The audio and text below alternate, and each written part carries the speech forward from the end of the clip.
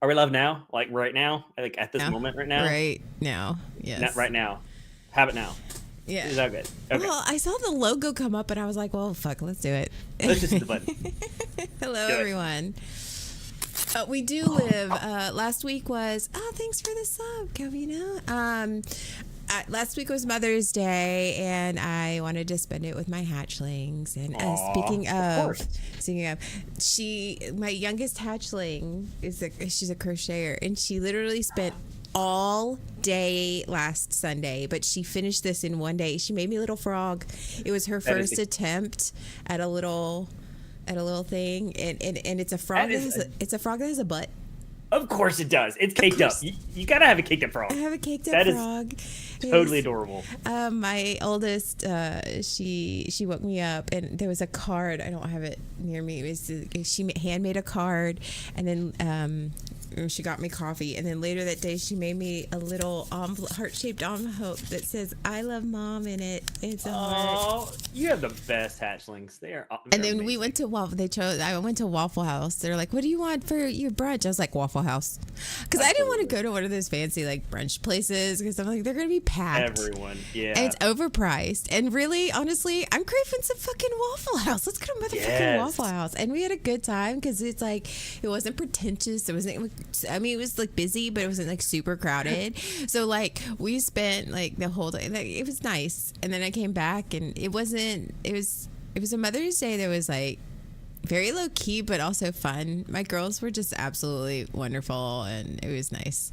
It was Awesome. a nice little like, hey, I'm a good mom. You are a fantastic mom. Absolutely. my- Your hatchlings are proof of that.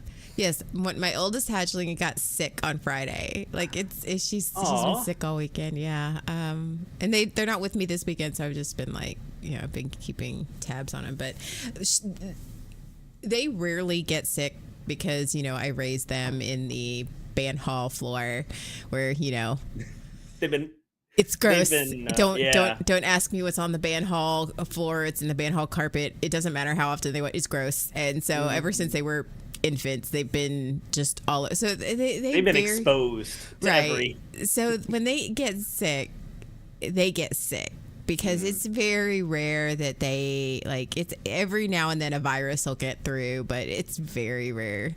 And so my oldest was like, she told me last weekend when they were with me, oh yeah, all my friends so and so are sick. They're just sick. And she was coughing a little bit. I was like, you're sick, aren't you? She goes, no, I'm fine. She was fine. Literally bouncing, full of energy, full of energy. Thursday was my youngest's orchestra concert. We went to that, full of energy. She's fine. Friday, temperature of 101.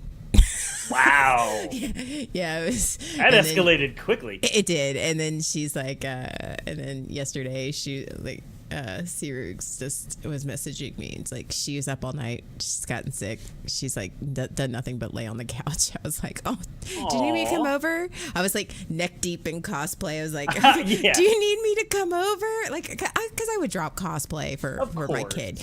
But he's like, no, she's just literally just laying around. I was like, okay. So, Oh. Okay. yeah. Oh, my cosplay. It is. Jay is here. Jay, for those of you, Jay, one of our team AOA members, and Sean and Jay are like my best friends ever, and he's been helping me because it's going to cost, my wings and my cosplay are so big, it was going to cost. How big are they? Sorry. If I put them on, I am well 9 feet. You have a I wing. asked her. I have it. No, I have quite a the height. wingspan. I have a height of at least 8 feet and a wingspan of it's like 8 by 8. Like I literally, Oh it my is. God. You gonna fit through a doorway?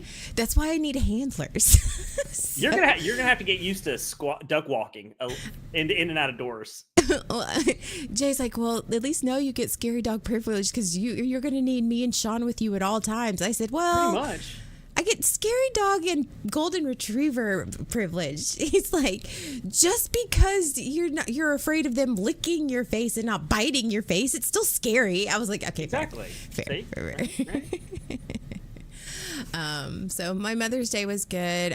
Usually the reason I bring that up is I Mother's Day's a mixed bag for me, and I know it's a mixed bag for a lot of people. The Mother's Day, the Father's Day. I know that that's a mixed bag for a lot of people, and it has been for me for very many years, because it was hard. It's hard to think because I don't have a relationship with my mother, and I'm in this group text and it's like, oh, she's sad today and all this stuff. It's like this big guilt trip. And I was like, you know what? No, like, okay, I'm sorry you're sad, but that's not my responsibility. And so, I mean, it was nice. Like, my Mother's Day was good. I'm glad. My girls were good. So that's why we weren't here last week. I was being a mom, and that's the best thing you could have done. I really do have a great relationship with my kids. I do. Mm-hmm. I love them very much, and I'm very grateful that they love me and they trust me, and that I foster that relationship with them. That's important. That's important to me. But also, I didn't put on any makeup. I literally, what you are seeing is me waking up 10 minutes ago. Because I have been up literally till like 3 or 4 a.m. Friday and Saturday night working on my cosplay because Con Crunch is a real thing. It is 2 weeks. Can you believe it is 2 weeks? Oh, I can because I looked at because the crunch. It is like exam finals week for cosplayers, and I'm like, you're right. And so you're getting all this done now, so you don't have to stay up late like the couple days before con, right? That's what this does. That's what this balances out, right? Is that how it works? No, your house is going to be littered. Like, we already have a plan. Jay and I said, he's like, I could bring this, and this. I was like, we can do it at Sean's house. The good news is I have lots of space. But not a lot of tools. All the tools are in my house. I have more tools than like half the men in the country. That's fair. You do. You have, yeah. I don't. I have tools. They're just in different places around my house. Oh my God, I'm gonna have to go to Bonnie's house, aren't I? I mean, no. I may have tools, or we can just go to Lowe's and buy some new tools.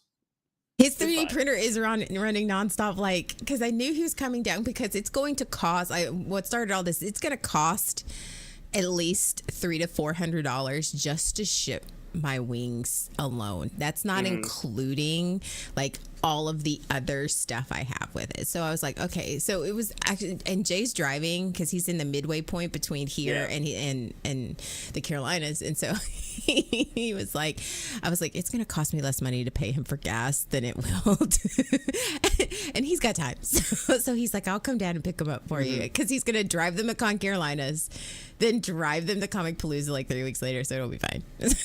Yeah. So he's your wing handler. There you go. He's my shipping. He's shipping and handling. He's the shipping and handling fee. Like, I feed him and pay him a little gas money. There you go. No, he's been a lot of help. His engineering, because I was like, I don't know how I'm gonna hook these onto my body. I'm like making them, and I'm just like sitting there going, This is why you hoard different friends, because I am not that guy. Oh, I know. Because he's like, hey, what do you need me to do? And I was like, okay, do this. He's like, okay. And I left him to figure it out while I was sewing all day yesterday and gluing stuff. And I was thinking to myself, if I asked Sean to do something, he would stand there and look at me with like a blank stare for like 10 seconds. What? To be in spirit of full disclosure, the thoughts do occur to me, because that's one of my traumas is productivity. So the thought do occur to me like, well, she hasn't asked me to do anything, but then the part of me that's healed goes, first of all, that's okay, and second of all, what are you gonna do? What am I gonna be contributing to that work? Because it's not what I do. That's not my strength. No, but I know that when we get to con, and I need a handler, Sean's the guy. Like, I know that you're, because I can do a lot of other stuff, just not that. Your trauma training has you glued to my side all the time. There you go. Exactly. Let's use your trauma superpower. Yeah. So unhealed me would have freaked out and gone, oh my God, she doesn't need me. Mm-hmm. And got really in my head about that. Yeah. But the healed me goes, yeah, because that's not who I am. That's not what I contribute. And I don't have to contribute. I don't have to be that guy. I don't have to be that guy to every person. I don't have to be Yes. everything to every person in And my I'm life. proud of you for that, because that's hard for you. That is a big, hard thing. That is super hard for you. And I'm really proud of you. That is super for hard that one. And I appreciate that, because I know that's very, for me and my trauma, like when you get in that headspace, I feel really guilty and just like, shit. Because then you like want to help me out by giving me stuff, but then it's not something that I can really do. So then I like we end up triggering each other's trauma. And then we end up in this cycle, because I'm like, okay, I don't want him to feel bad, and I want to make sure that he's included, because that's my big thing, is making sure everybody feels included and at least seen, because my trauma is I don't like feeling unseen. So I tried very hard not to make sure everybody else feels seen. And so when I can't do that for you, and then I give you something and then you don't, it's frustrating for me, and then we get angry. I get angry, and we both get it just spirals. It's just bad.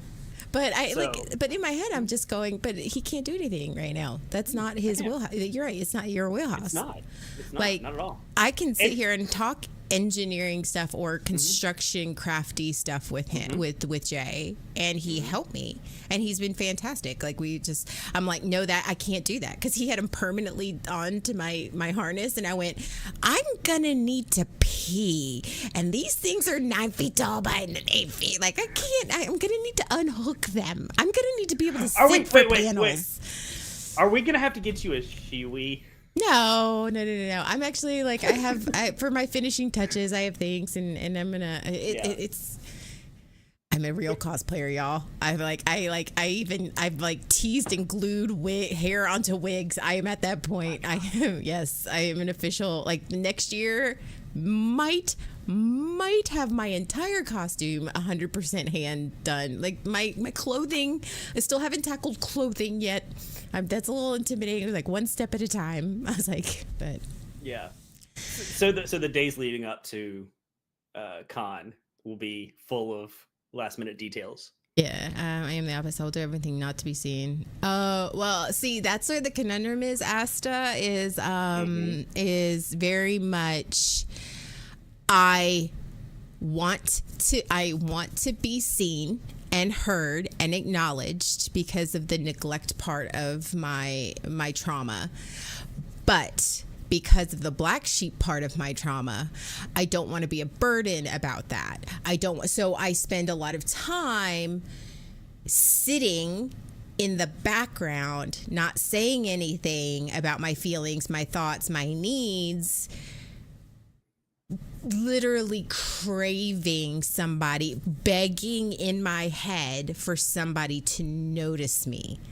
And so that also developed into a whole passive aggressive side, and not being able to directly talk and confront like people and say things, so and have the hard conversations. Oh my God, that's a perfect segue into our topic today. I know. When I started answering the question, I was like, "This is great. This is great." I was thinking the same thing as you're talking. Oh my God! Thanks, Asta, for helping us segue. But before we segue into that, it's definitely trying to get into us all. That's a card. Yeah.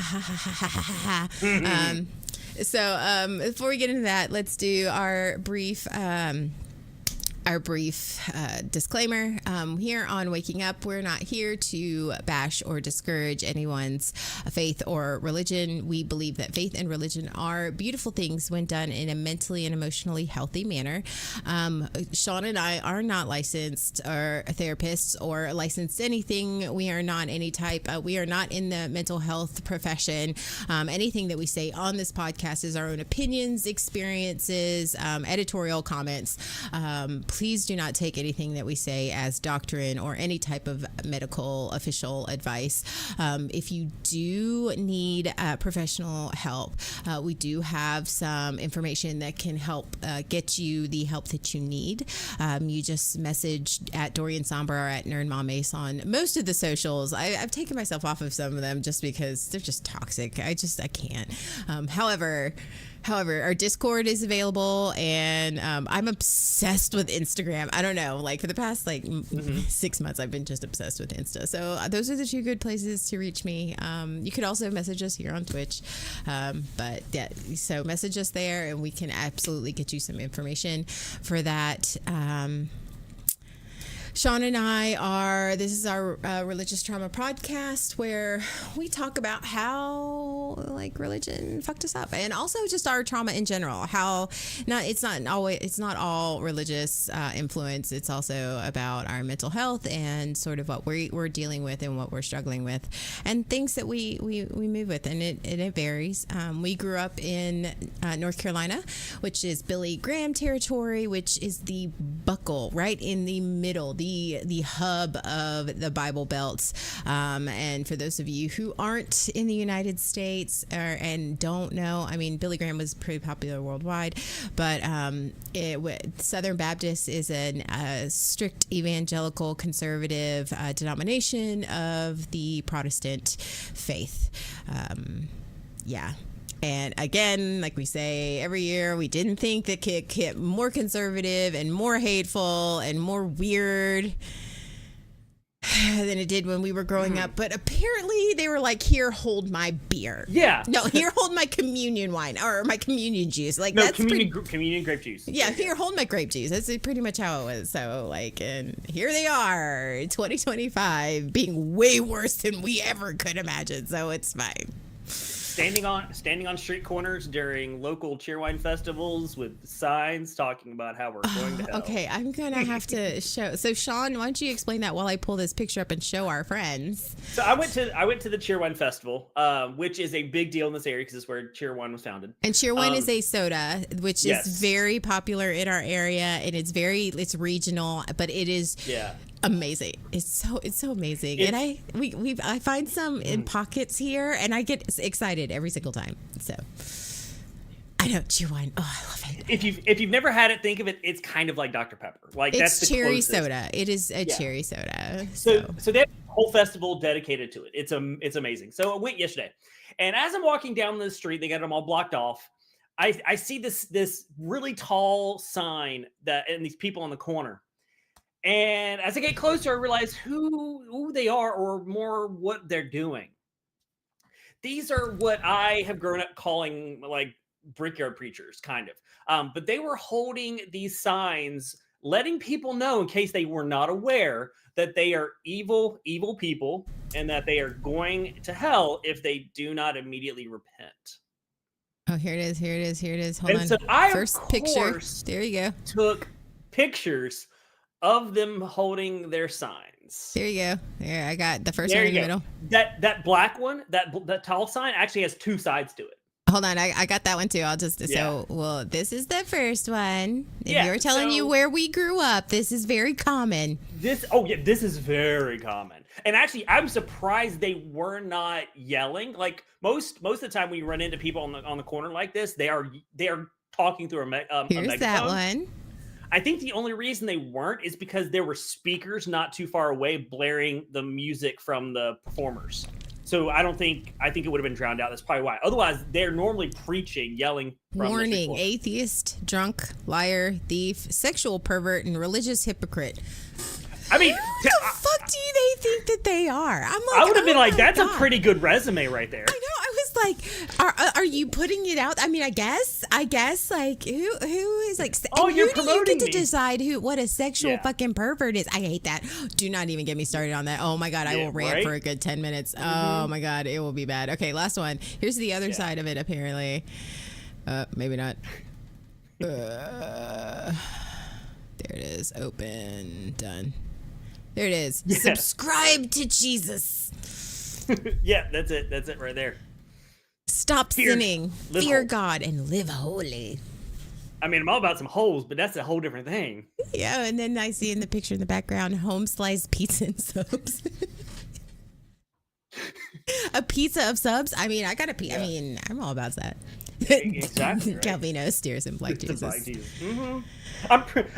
I'm pretty sure the regular Jesus would have been doing that too. Like, who are you? You are the wrong hype man. Stop it. Fair, fair. Yeah. So, back. So that was my weekend. Yeah. Or my Saturday.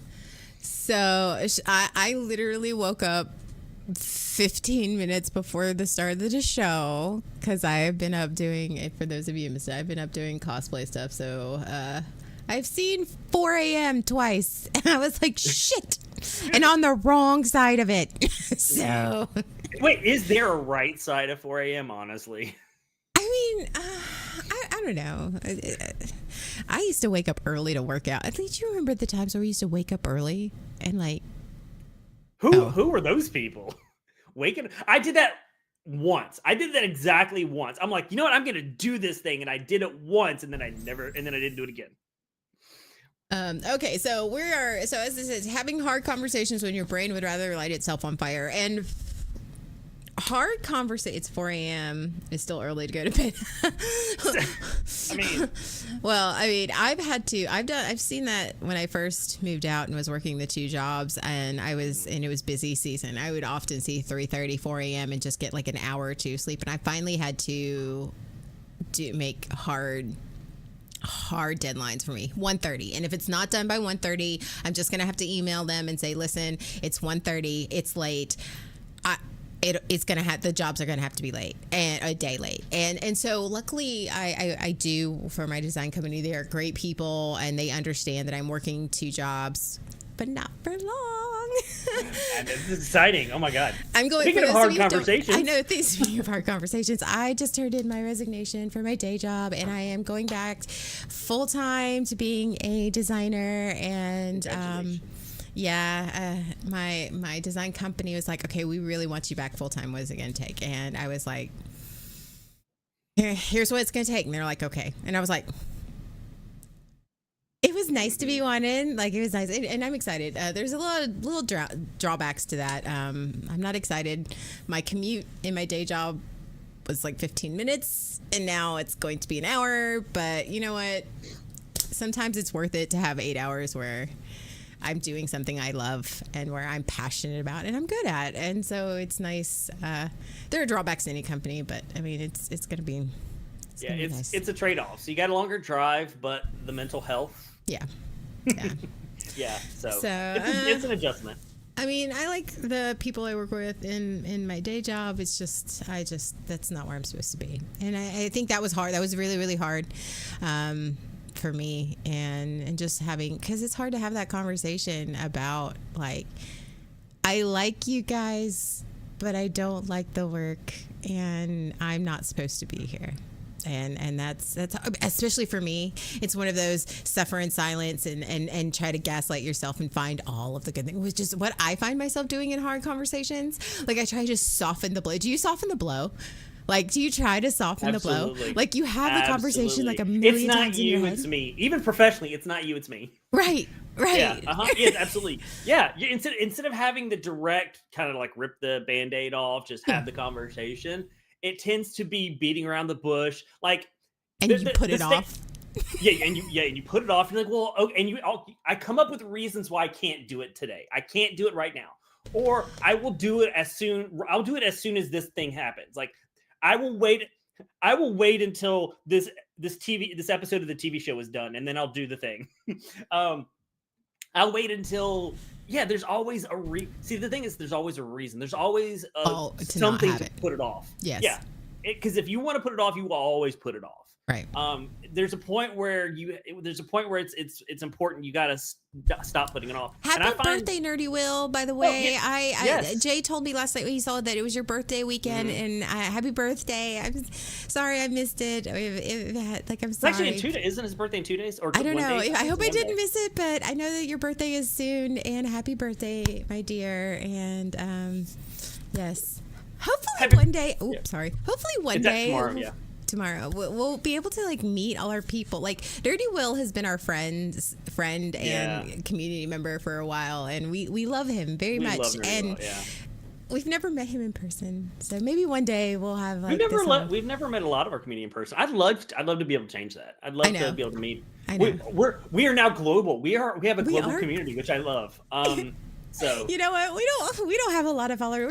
We don't have thousands of followers, and I don't even give a shit. I like the fact that we're small enough that we could have this smaller community where we get. I like that our chat isn't constantly flowing like this. Like I've seen those streams. Yeah. Like I like having a smaller community where we can actually talk and interact and get to know. Have a good game. Yeah, have a great time. So. Yes, absolutely. But it's like I put off hard conversations, and but it's also has to do with I talked about this in therapy on Friday. Making decisions. And it all starts with making, like, a lot of the hard conversations we have is by making a decision and making a choice. And I have trouble with that because in my head, and this goes along with the hard conversation, is because I was raised in the church, and my therapist brought this up, because in the church, you're taught to think about other people first. So when I am trying to, and we talked about this one of our last couple of streams, is like somebody else was making that choice for us. I'm just waiting for somebody else to make the choice, somebody else to make the decision, and somebody else to do that. And if and I don't want to hurt somebody else. I don't want to upset them. I don't want to make them angry. I don't want to hurt. So I was raised in the church and in my family life that my choices, to consider how my choices affect others. And that is like I don't know if your parents did that or your family did that. It was the whole, what you do reflects on this family. What you do, the decisions you make, the choice. And I was always, no matter what I did, I was always a source of shame. What I wanted to do as a profession, what I wanted to study in school, my activities that I chose outside, it was never good enough. So having these hard conversations of, I'm making this choice and this is my boundary, or this is whatever, and having those hard conversations, I avoid at all costs. Like I avoid at all costs. I'm the same way. And the longer I avoid it, the less likely I am to actually have the conversation. I keep putting it off, thinking, oh, I'll do it later. I'll do it next time. I'll do it whenever this happens. But the more I do that, there is a small gnat that has been living. I think it's because I have these flowers that I put on my desk, because I bought myself flowers because I want flowers. I love flowers.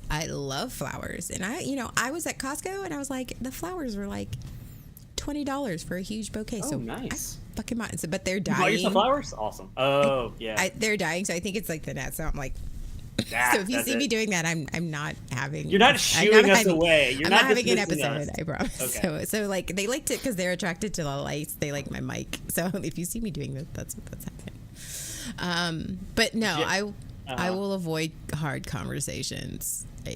Yep. Read what Jay said. That is that's. I put off talk about the things that bothers me until it happens again. Well, unless there's something going on, or maybe it's raining, or unless there's something shiny, you know what? It's probably not that big of a deal. That is me. That is so absolutely me. I'm like, well, I do it to this point, and then I keep putting up, and then, well, you know what? Tomorrow I'll do it. Tomorrow is always the best. They're having a bad day. They're having a bad day. I don't want to add to that bad day. Or they're having a good day. And I don't want to ruin their good day. Like, it doesn't fucking matter. We will find a fucking reason. That reasoning, that rationale right there is so hard to deal with, to get rid of, to work through. If they're having a bad day, I don't want to make their bad day worse. Yep. But then if they're having a good day, but I don't want to make their good day bad, like, it's a no-win situation. It's absolutely no win. And I've been in relationships where that was what I felt I had to do.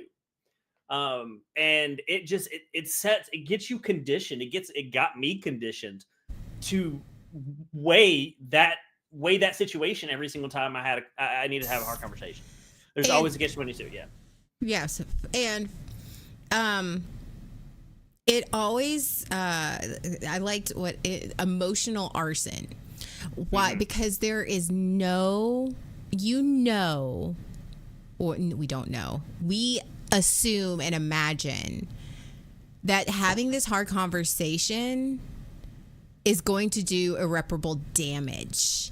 Like, it's not even that they're going to take this conversation. It's going to be, yeah, it might hurt and whatever. And then we're going to grow and improve upon that. Or I'm going to grow and improve. No, it's always the bad, that emotional, like, I'm going to, like, if I have this conversation, I am setting everything. Oh, thanks, Paragon. Yeah. Hey, Paragon. We love you, Paragon.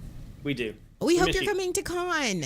Yes. I want to see you at con. You have to see my wings. Come to con. Yes, Paragon, please. If you can. And we have some really great panels. Sean and Jay and I are on some really fucking amazing panels. We are. Oh, it's going to be epic. We actually have the most panel time of our tract than anyone. We do. Yeah. And if you want 25% off of your Con Carolina ticket, you can use Team AOA. Yeah. Remember the last time you came to no. Oh, God. Yeah. Paragon had that car trouble the last time. Ooh. Yeah, but I have a suite now. So if, like, you have car trouble, you can crash on my couch. It's fine. There you go. The boys have have the room, too. You can share with them, too. Yeah. It's fine. Come on. Exactly. Yeah. We'll call you an Uber. We want to see you, Paragon, if we can. Yeah. We do.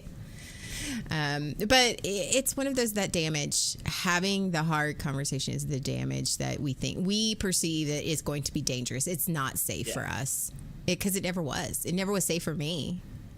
Yes, this conditioning, this idea, the way we think doesn't just happen out of the blue. It doesn't happen in a void. It's usually happens because we've attempted to have those hard conversations and been met with that sort of resistance. I've been in relationships where that whole, well, I was having a bad day and you just made it 10 times worse, or well, I was having a good day. Like I've been on the receiving end of that. So that's why, like, everything I think goes through that filter. Oh yeah. Mine was always because it was all the hard conversations were vulnerable, which is again why vulnerability, it was weaponized against me. Yeah. In my family life, my friends, because your trauma, you have a tendency to surround yourself with people. Like, that's why when healing, you lose a lot of friends, but you also gain a lot of friends. So it's really, healing is hard in that sometimes you feel, what the fuck am I doing? I'm losing all these friends and people that but you gain those people. You gain more people in your life that are the healthy kind. But which makes having these hard conversations easier. But that when you try to have those first couple, like, I remember the first time I had a hard conversation with Jay. I'm using him as an example because Shauna, you and I, we sort of morphed into healthy, like, whereas in Jay is more of a hard point. And I was just expecting the worst because, like, I didn't really know Jay at the time, but I knew, I was like, okay, I'm going to have to, we need to have a conversation. And like, when it was met, I was terrified. And it was just like, but when it was met with, okay, well, let's talk about this. I'm sorry. And like, I was like, waiting for like 3 days later for him to like bring it back up. Even when you receive a healthy response to that, you're still waiting. Your brain is still going, the shoe's going to drop. The other shoe's going to drop. It's just a matter of time. It's the passive aggressiveness, the passive snarky comments that you're going to get for months. I'm going to pay for this. Yes. Yeah. But the behavior changed. We had a talk and then it was fine. And I'm like, oh, that's how it's that's how it's supposed to go. Okay. Well, I am because I care about you, Asta, I'm going to challenge that statement because that's what my therapist would tell me to do if I made a statement like that. Are you always the problem? Because using phrases like always and never are fallacies, because there's no way anyone can always and never do or be something. And two is that, are you the problem or is that your perceived thought of the problem? And if it's your perception, that is okay. I want to tell you this because I am one of those people that is often saying I am the problem, because that is my trauma of being, I say it literally at least 3 times in my therapy sessions every week. You're not the problem. You are not the problem. You're not the problem, Anna. I'm like, but I am the problem. If I'm the problem, I can fix the problem. No, you're not the problem. Yeah. I just wanted to. They make sure to tell you that that's the point, and that is the weaponizing of your whatever your problem is. It's the turning around. That's the gaslighting. And I just want you to know, Asta, I don't even know you in person, and I just want to tell you, I do not believe you are always the problem. I do not believe that. I don't believe you. Do you have difficult things that you talk about? Do you have things that you are fixing? Yes. Is that hard? Absolutely. It does not mean you are the problem. And I believe that 100%. Yep. And I don't even know you in person. And I know that whatever is going on in your head is probably combating that. Like, I don't know. And you're right. I don't know you. But I deep down take it from one black sheep and somebody who has made to believe all their life that they were the problem just by breathing. I personally do not believe that you are the problem. Period. I agree with that. I believe that you've been that your vulnerability has been weaponized against you, and that there are people in your life that have made you feel that way. And I am not invalidating that, because I know that feeling 100%. Yes, and people love to throw your mental illnesses in your face. They fucking love that. They fucking, especially there's some people who fucking, if you knew how many times I had my borderline thrown in my face, like if you knew, oh, you're just being emotional, you're overreacting. I am not overreacting. I'm fucking reacting. And even if I was overreacting, that's not for you to say. Like you don't. That's like telling a woman, "Oh, you're just being hormonal." That is invalidating what your experience, and that is not okay. And even if you are triggered through your mental illness, in whatever you're going through, that is not for them to go, "Oh, it's your just." That's not their place to say.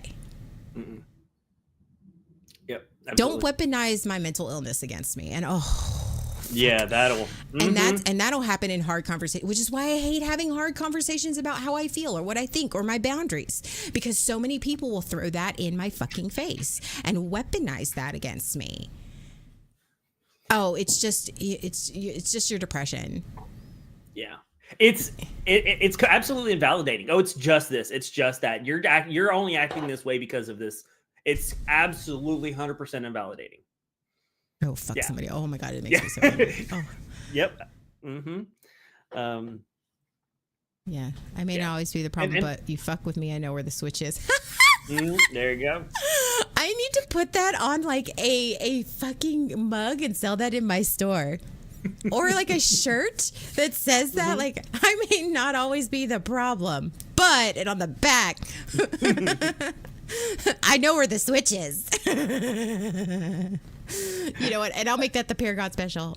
That would be the Paragon. Yes, I love that. That's fantastic. Yeah. Okay, so we've established having hard conversations, we don't do it. We don't like them. No. We don't do them. The paradox that I run into is that I am afraid of, like you said, I'm afraid that I'm lighting this relationship on fire, that I am destroying, that I'm being a burden and creating this problem. And so I am so hesitant to say something, to initiate that hard conversation. But at the same time, I also think about, well, I wish this person would just have a conversation with me. I want other people to have to say what's on their mind, to have that hard conversation with me, because I'm open to that. I want to hear what they have to say, but I don't give other people the same benefit. I don't give them the same that I'm looking for, that I would accept. So I get in this paradox of wanting to have having the hard conversation. Oh no! Yeah, go ahead. Yeah. I was going to say, so having the hard conversation really does feel like the world is going to end and you're going to die, or I'm going to die. So. Absolutely. But it does. I don't like hard. I struggle with hard conversations, and I'm trying to do like I'm practicing, and it does take practice, folks. I want you to understand it does take practice, and you're not going to get it perfect, and you're gonna fuck up for a long time and especially for somebody who's a perfectionist and wants to make sure that I have my point across clearly, and I want to make sure that they understand, because if they don't, I'm going to make sure I'm saying the right things at the right time to the right person. And so like, but most of the time here when I am trying to have hard conversations and just first off, I have to do my DBT, which is dialectical behavior therapy, which is opposite action. When I don't want to have the conversation, I have to choose to go, I don't want to have this conversation, so that means I have to have this conversation. Yes. And it sucks. It sucks. And it's reverse, because sometimes that also does well, it actually isn't opposite.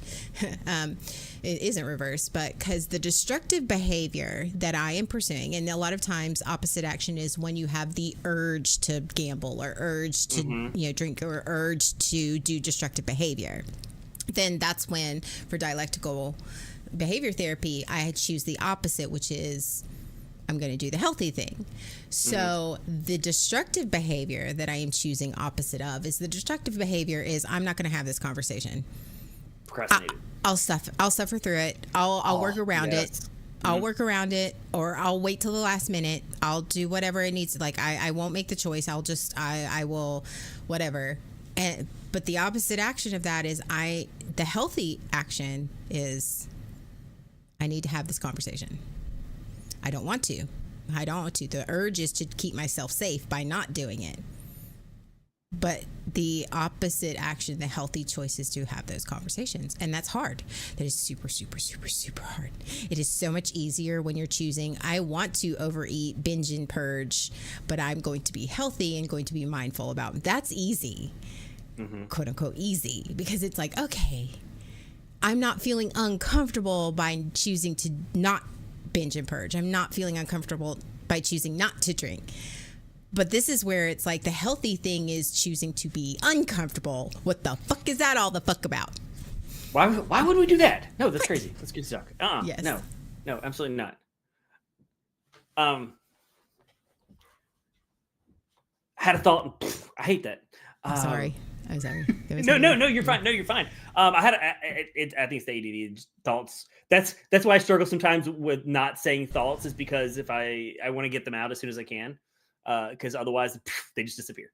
But they'll come back. You should raise your hand when you have that, so that I know it's a signal, so that I know you have an ADD thought. Like, just raise your hand. I'd be like, because I don't want to cut you off. That's the thing. That's what I struggle with, is like I had this thought, I'm like, but we're both ADD, so I understand. I feel like that. I feel like more people would find that amusing. No, they want to find it amusing. Yeah. So,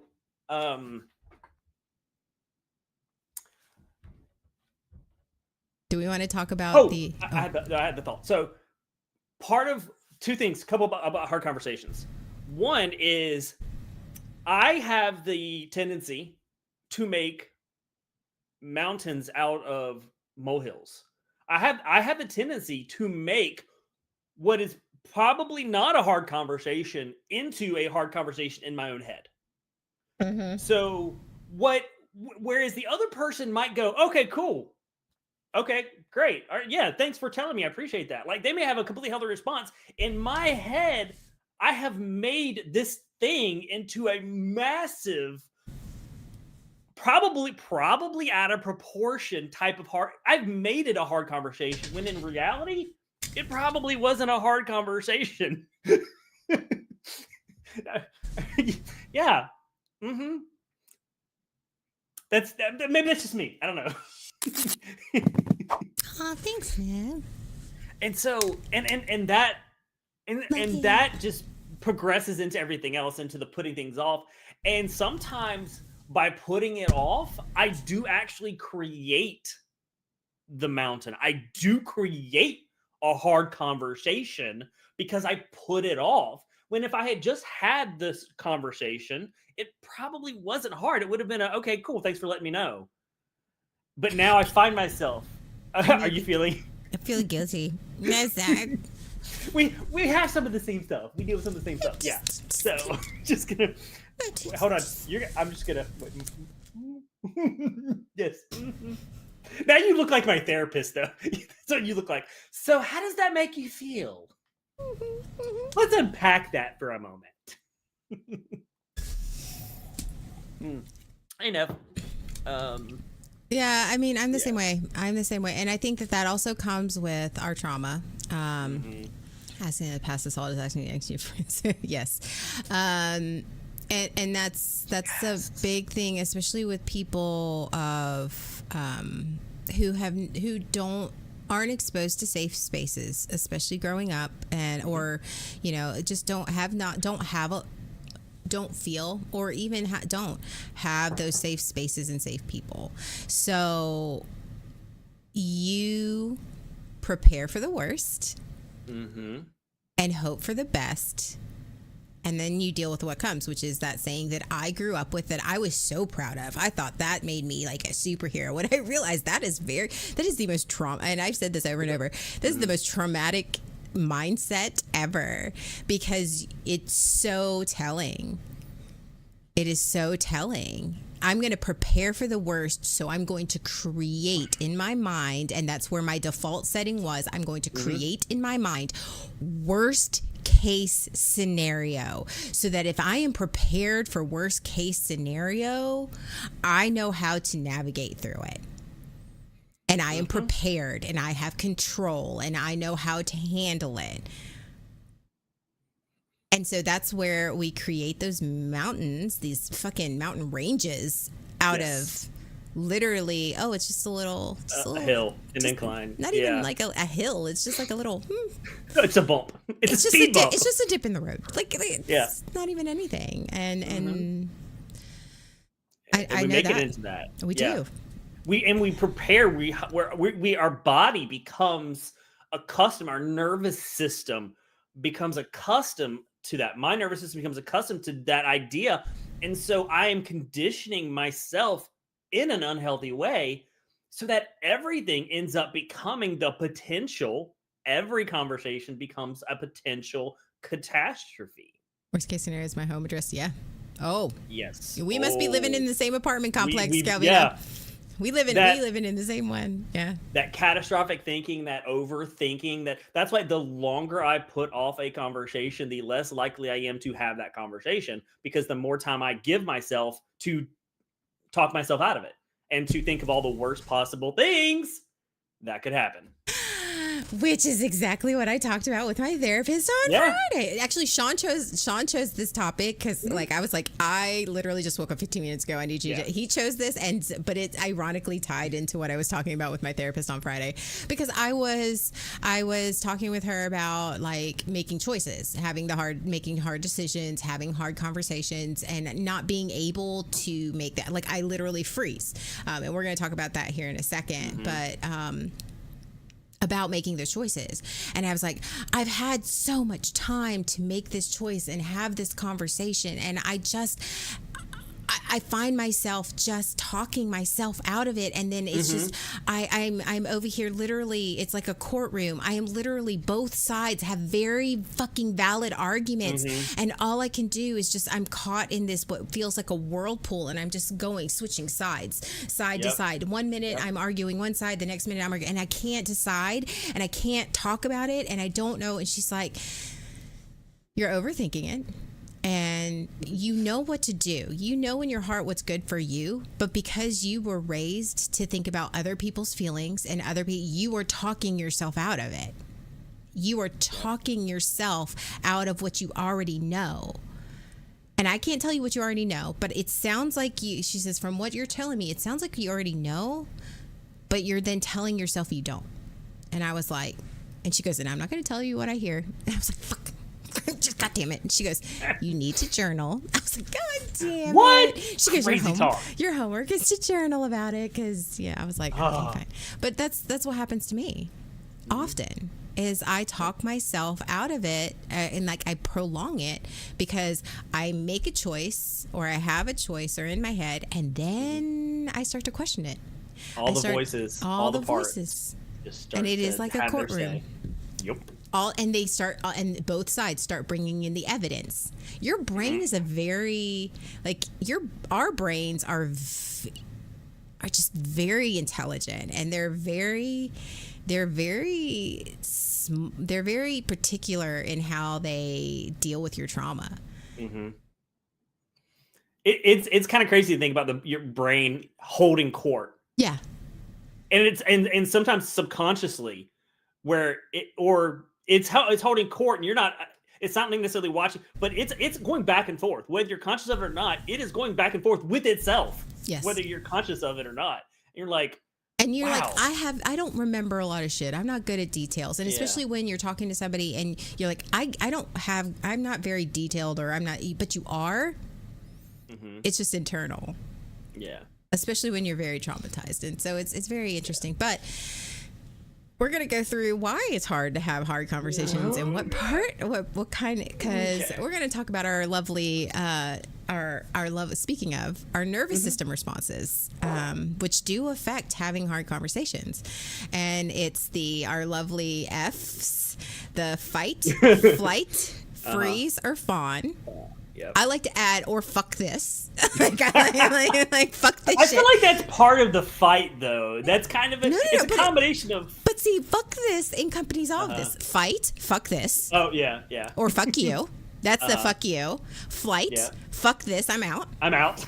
Freeze, fuck. And fawn, oh, fucking nice. Like that. When people want to have a hard conversation. Oh, ooh. we both had a very visceral reaction to that. Because they are violating your boundaries. They did not ask for your fucking consent. And what is happening when that happens? Sorry, as you could tell, Sean and I both have been in that situation a lot. Mm-hmm. And I'm guilty of this, because it's like, I need to have this conversation now, and if I don't have it, I'm going to lose my nerve, and I don't ask for consent. Like, I've done this to Sean several times. I didn't, and Sean has done it to me several times. I have, absolutely, yes. That's where we've had this conversation about that situation. Yes, it is because they did not ask you for consent, and it is a violation of your mental and emotional boundaries, and. The ambush conversation. So it feels like, it automatically puts you on the defensive. Mm-hmm. It automatically feels like an attack. Yes. And even though, like, Sean has like come at me, and I'm like, what the fuck? And I've come at him, and it automatically feels like an attack. So because they're violating your boundaries, because all of a sudden it's this conversation that you weren't in a mental or emotional headspace. Maybe you could have been there, but you just weren't ready. So the surprise put you there, or you maybe had a bad day. You did have a bad day, or you're not in a mental space, right? To have a hard conversation and think about it rationally, especially those of us who have lived through trauma or mental illnesses. We need to have had that consent asked for. We need to give that consent. And when it is not given, that ambush hard conversation, we don't receive it well. That's when it becomes catastrophic. We don't receive it well. So then our responses aren't rational, or even they are not honest, because we're instantly put on that defensive. We're instantly put in that attack. We're being attacked. This isn't safe. We're instantly put in that headspace. I just shut down and cried. That's still, and that's still a reaction. That is still, that is a reaction of, I don't feel safe. This is a hard conversation. I was not asked. I do not feel safe. And I am not listening. Yeah. So the conversation isn't productive. And so then the person either gets mad at you or feels, and it becomes this vicious cycle. And it's more traumatizing than it is healing. So that's why it's really important. Like, hey, and I hate that I need to talk to you, because that's also an ambush tactic. Because for somebody who's traumatized and an overthinker, they're going to instantly go to worst case scenario. It's like, hey, I have a hard conversation. Are you in a headspace to have this conversation? I'm feeling some things. And you have to be able to, because Sean and I are both like this. We will say, sure, let's just have this conversation, get it over with. But we have to be honest, and that's very difficult for people pleasers to have that honest and go, listen, I understand you want to have this conversation. I'm not in a headspace. I am not in a headspace to do that right now. Like, if it's been a bad day, I'm like, can we put this off? Can we talk about it later, like tomorrow? Or, hey, can I just, or maybe I'm busy. I'm like, can we have this conversation later tonight? But I do want to come back and have this conversation with you. That's validating that they want to talk to you and understand, and them and you knowing, okay, I need to have this conversation with them because they need to talk to me. Yep. But also respecting my own boundaries and my own headspace by saying, it's not going to be a productive conversation right now for me and for you because I am not in that headspace. I need some time. And that's okay. And that what you said about I can't now, but can we? That's a crucial part of that conversation. If you are not in a headspace to have that conversation, define when, because the person may have been going through a lot that's bringing this to you, and so to make it indefinite is really going to be it's going to hurt them. It's going to, because they've already probably been through a lot to get to that point. So defining can we talk about this tonight or at a certain point? Leaving it open-ended is a terrible idea because most likely it will make things worse for the other person. And that's avoiding it. That is avoiding it. And you have to put a define. That's also true in arguments. And arguments are hard conversations. Yes. I am triggered. We are escalated to the point to where I need to walk away and give myself some time to de-escalate, to regulate. And that's the big thing that all of my therapists, joint and group and personal and like individual, you have to put a time on it and stick to that. Yep. Because especially people with trauma, if you put something open-ended, you will avoid it. Yes. Correct. Yep. So putting a time on it, sort of in your brain and in their brain, is like a contract saying we are going to come back to this conversation. We are coming back to it. It is important enough for me to come back to it, even though it's uncomfortable, but I am not in a space right now for it to be productive. And don't keep putting it off, because trust me, I'm that person too. I get a deadline and I get panicky and then I figure out a way to push it off. Yeah. It's just bad. Yeah. So, nervous system. It is very possible to have for your body, for you to have two separate reactions: a mental reaction and a nervous system reaction.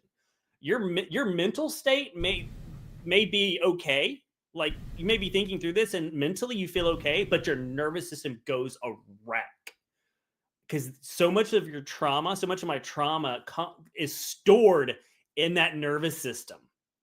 If you've ever had your body, your nervous system entirely freak out, go into anxiety, panic mode, and your brain's going, what's happening here? What's going on? I know what I'm feeling, but why? Yeah. That's something triggered your nervous system, and your brain is disconnected from that. So that is completely normal to experience that. I don't know how many times I have messaged Sean in full on, like my body was in full on panic attack, like on the verge of panic attack, but my brain was calm. Yeah. And I'm like, I have no idea why I am like I'm feeling sick and I'm all these things. And because I am in this healing stage, my brain was able to process, but my nervous system remembers. Oh yeah. And so my nervous system is reacting separate and I'm like, I don't know what's going on. I don't know what's going on. And those are terrible because in your healing, you're having to ride the wave. You're riding that nervous system wave until your body calms down. Yeah. And it can take a little while. Yeah. So the nervous system is the last thing to get like reconditioned to heal the nervous system through whatever you've experienced, whatever trauma is. So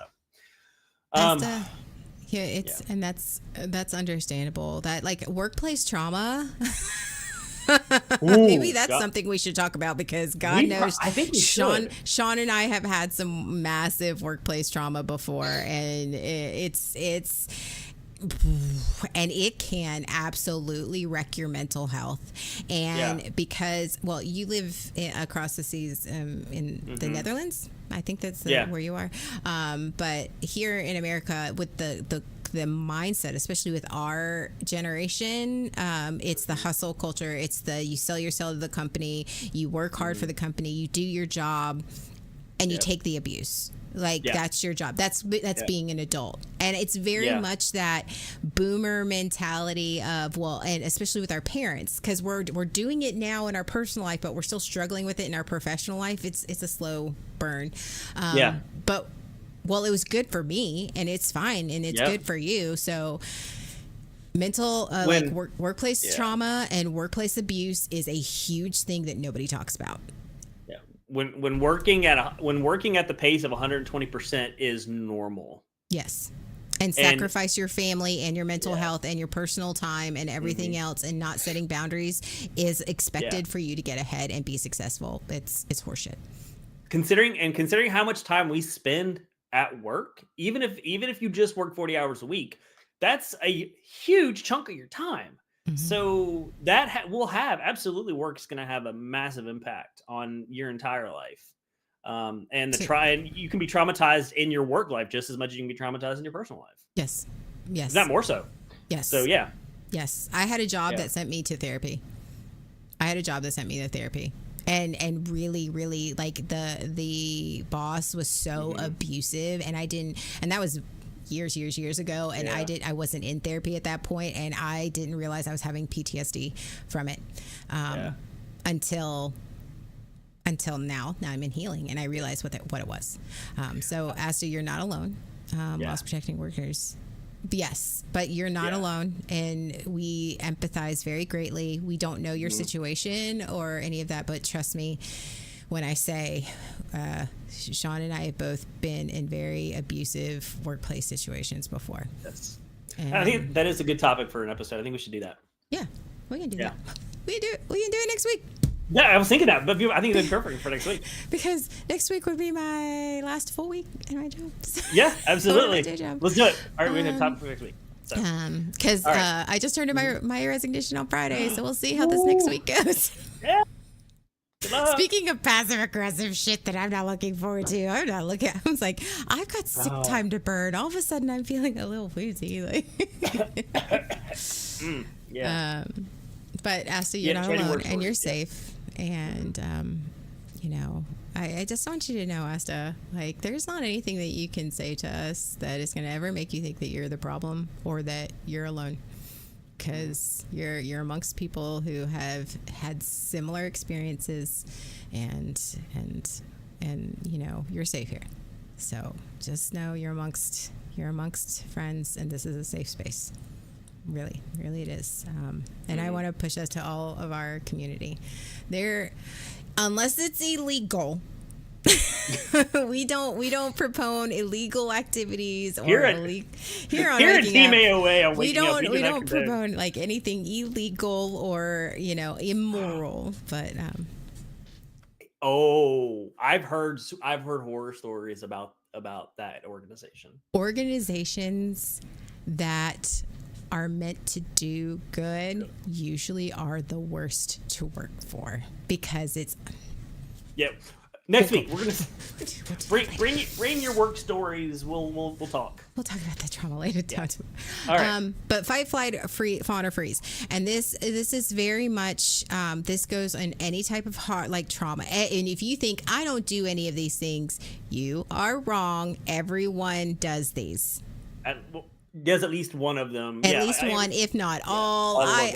And sometimes it's the same Pokemon. conversation. Yeah, I like Pokemon. I've collected all of these motherfuckers. Mm-hmm. Like, there's one that's missing though. There are 5. Are there? Fight, flight, freeze, fawn. I've always. Well, what's funny is fawn was not considered one of these for the longest time. I grew up not knowing that not being told that fawn was one of the things that we do, but it is very much one of the things that how we react, how our nervous system reacts. I haven't heard of a fifth one though.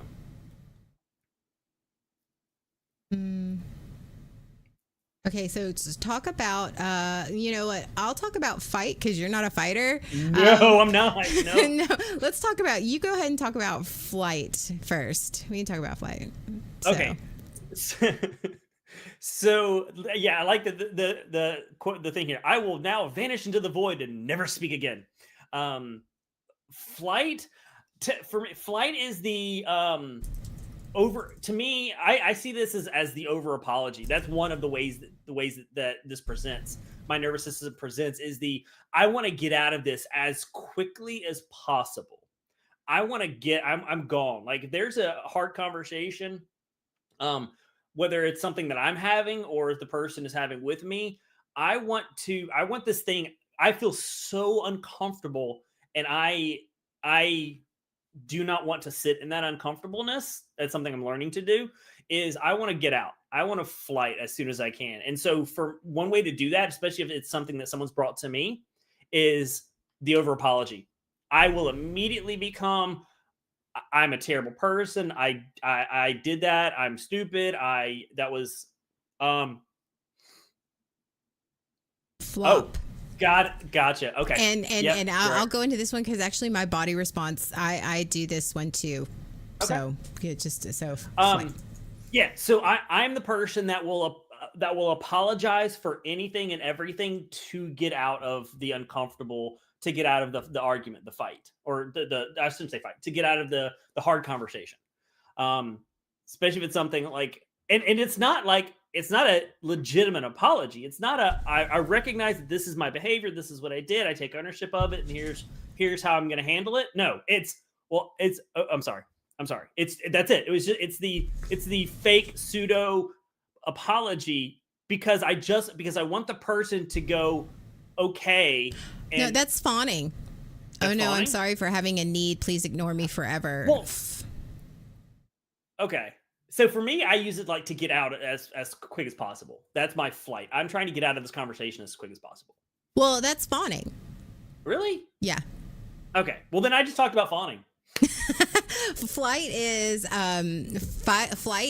you absolutely like run from it. You do everything to get to not even start the conversation. To not even have it. Okay. So you're running from the entire conversation itself. Yeah, you're just like either you're by ignoring it or like avoiding the person, or just flight is. Oh yeah, I do that one too. Right. Well, yeah. I mean, so you are avoiding having. So you're running from it. You're doing everything in your power, mentally and emotionally, or even physically, to avoid having. Avoid putting yourself in and it's a trauma response. This is all trauma responses, and trauma responses, trauma responses, these come in hard conversations because hard conversations trigger your trauma responses. Yeah. Yep. Because it comes to that this is going to be hard. And you're gearing up for a fight. And how you ever gear up and put yourself in a unsafe situation because your brain is thinking that this hard conversation is perceived and it's uncomfortable as unsafe. So your trauma response is absolutely going to kick in.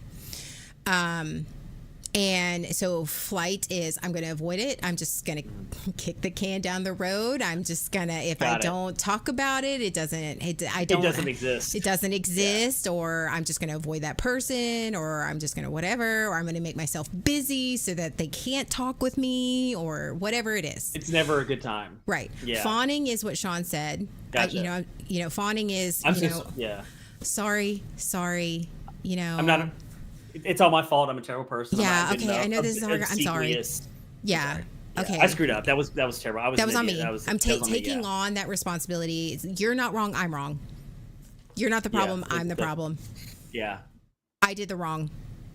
I'm not gonna bring up the reason that I reacted the way I did or what I did because you're doing shit that is causing that. But no, it's my fault. Yeah. You're right. Mm-hmm. That's mine. Fawning is my go-to in hard conversations. Yeah. When I'm in it, you're right. Yes. And that, yeah. You're right. And I do that too. You're right. Mm-hmm. You're right. Okay. You're right. I'll fix it. Yeah. It's hard for me not to do that. Like it's when I consciously try not to. Cheap viewers. Yeah. It looks like Kevin got it. Did he? Yeah, Yeah, banned. he did. Yeah, he did. Okay. But then we have fight. I'm gonna win this conversation by yelling. That's one of Sean's traumatic responses, especially when I ambush him. That's the ambush, especially when his validation, his self-worth wound is triggered. And fight isn't always straight aggressive fighting. Sometimes fight is passive aggressive fighting. And defensiveness. And that defensiveness. And it's it's becoming aggressive in any form. And it when we've talked about this. In my youth, I say my youth. Really, it was my youth up until like a couple years ago. I was like, up until your 40s? Like, up until I've had my recent therapist. You mean 6 months ago? Up until 2024? 2025? Okay, all right, sorry. I viewed disagreements, arguments, hard conversations as chess matches. Like, not subconsciously, consciously viewed them as chess matches. There was a winner and there was a loser. Statements, words were moving your chess. I was moving my chess pieces along the board in order to win the argument. Now tell me that ain't unhealthy. And you know what would piss him off more? Because I'm smarter than him. And Sean always is like, because he surrounded himself for a long time with people that he could easily emotionally manipulate. And so when he had arguments with me, they went for days. That's what pissed me off. Is I was moving my chess pieces around the board, and she was like, "No, it's cute. No, look at that. Look at what he's trying to do." Yeah, I'd be like, block and take. My trauma will meet your trauma, whatever. Come up, that's our fight. That's our fight. Like, no. But that's what I did. That's where I spent so much of my time in hard conversations doing that. I saw every hard conversation like that. And it wasn't until one, being in therapy, and two, finally coming to the realization that hard conversations, arguments, disagreements, any of those, it's not about I'm winning and you're losing and vice versa. It's us versus whatever the situation is. I had to take on that complete, understand and adopt that complete mindset change. Yeah. And it's hard. It is hard. It's hard because I can also mentally recognize that, whereas my nervous system is going, So I can be trying to do that with my head, with my mind, where my body is freaking out and still trying to do one of these other reactions. Because it's easy to fight a villain. Yeah. Ooh, it's easy to fight a villain. And so when having hard conversations, for me, it's I have to, now that I'm in therapy and being very aware of how to, it takes practice and catching myself, because I'm not, I find myself a lot, especially when it's a default setting for so long, vilifying the other person. Mm-hmm. In a hard conversation, everything that they say is an attack against me because they want to win, or they want to be right, or they want it because growing up, that was a thing. Mm-hmm. I had to prove myself. I had to prove my argument. I had to prove my thing. But the reality is that I have to stop and again, your brain is doing multitasking, and it's hard. It's very hard, especially when you're conscious of it and you're trying to do the healthy thing, and being like, okay, I am having this feeling and this thought that they are trying to hurt me. So when I become aware of that thought, I have to then automatically counteract that thought in real time, in this hard conversation, while my body is having all of these physical reactions, to going, they're not trying to hurt me. They're not attacking me. And if my part, they are just trying to be honest with me. Mhm. They are not the villain. I constantly have to say they are not the villain. They are human.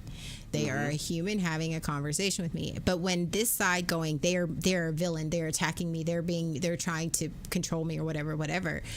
I then, if that is too strong that I can't in real time, then I will ask the question, hey, I'm not asking, can I ask this question of you? Like, can I ask for clarification on what you're saying? Is this, because what I am hearing is this. Is this what you're actually saying? Because sometimes that's me saying, I'm the filter, the trauma filter will love to change shit while it goes through. Oh, God, especially in hard conversations and you're triggered.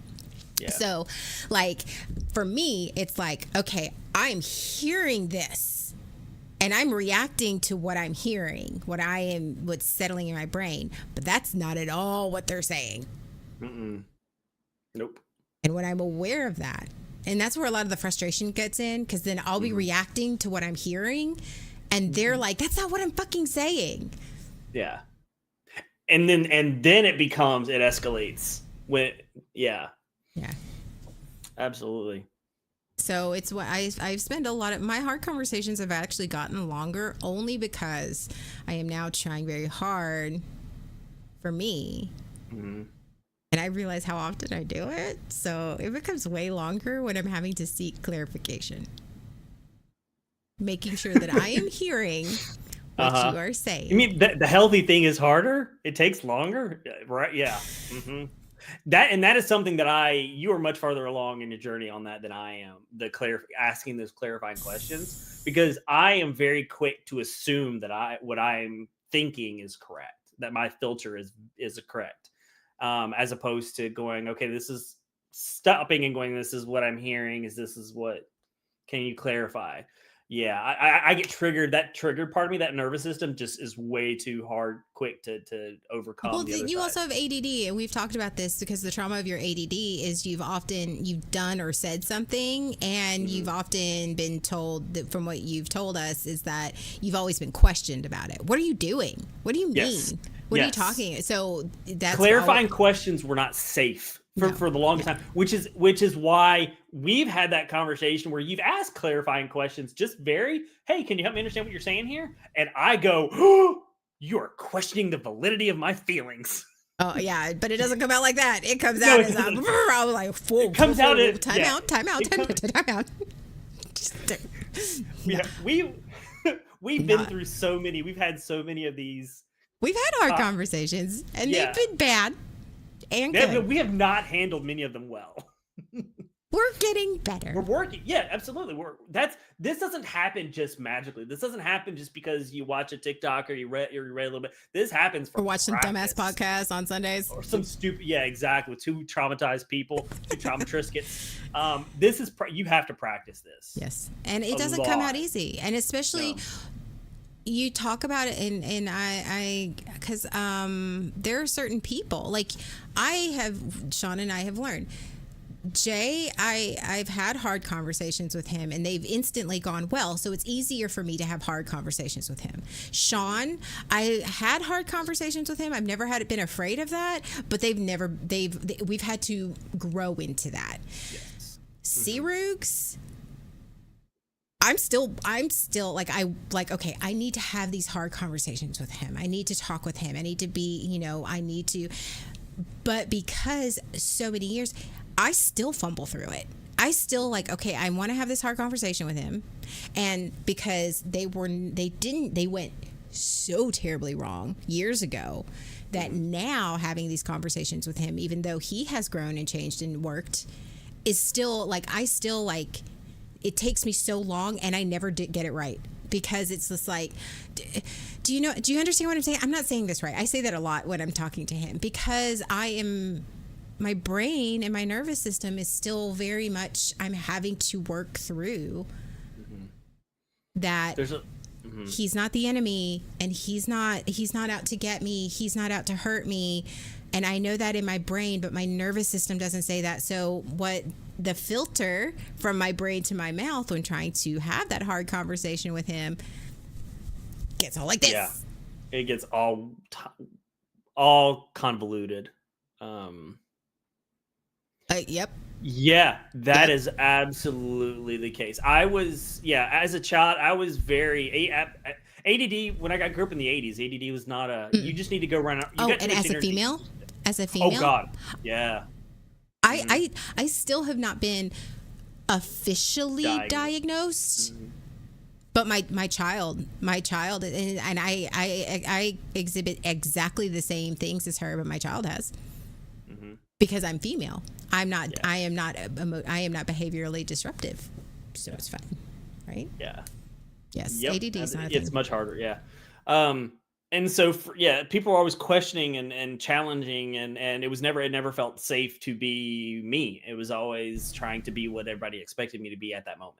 Hmm. So, yeah, Absolutely. the nervous system is it triggers it's these things, it's the experiences. Like if like you're saying with your with Serugs, if I were to try to have when I was separating, trying to have hard conversations, it was the same way. My nervous system was so triggered by everything, by every words that to anyone else would have meant one thing meant something very different to me. And And it, that's where freeze come in. And I was telling you about that. mhm, It's like freezes, words gone, mind right. blank, mouth drawn. Like, I want to have this conversation. I'm in this conversation. Shit. Like, because that's why, like, my therapist is like, write it down, especially with Mhm, certain people. You need to write it down and have mhm. it in your hand. Because certain people will cause your brain to stop. Yep. Yep. Absolutely. And that is one of the reactions that I have in conversations, is that freeze. My brain just locks up tight. It shuts down completely. And like I can't even force myself to have a thought. And because we've had these conversations where you will tell me something, like you'll be explaining to me what you're feeling, what's going on, and I cannot form a thought to save my life. And you're Hmm. like, well, what do you think about this? How do you feel about this? What's going My brain is so completely devoid of thought. I'm just sitting there going, I don't know. And it's because I've been so triggered by my nervous system is so triggered at this moment that I go complete freeze. Done. I Hmm. can't. Now, later, once that settles down and my nervous system has gone back down, my brain will start to process and I'll start to, and it's taken me a while to get to understand that that's really what's happening. And I've got to give myself some time. I'm not going to think when presented with something, I'm not going to process and handle things quickly and be able to immediately respond. I'm probably going to have to take a little bit of time to where I'm not triggered, and then I can process and have a response. I Yeah. freeze hard. Hmm. Yeah. So yeah. And then, so we fight, flight, freeze, fawn, and flop. Now, Hmm. flop is in due to a trauma response. Like this one says faint. For some of us, the flop is disassociation, like Hmm. Asta said, and I've done that before. Like my mind, like it will disconnect from itself. Hmm. It's beyond freezing. It is. I am in this hard conversation, and the trauma of it, the weight of what I am hearing, is so much that my brain shuts off. And sometimes with that, I also get sleepy. My brain and my Fast. body goes, we need to go to sleep. Yep. We're done. We're done. Flip the light switch. Hmm. I. Hmm. Go ahead. Yeah. I was gonna say. I was thinking that's my response is when I'm so triggered and I can't. I'm having trouble processing and dealing with it.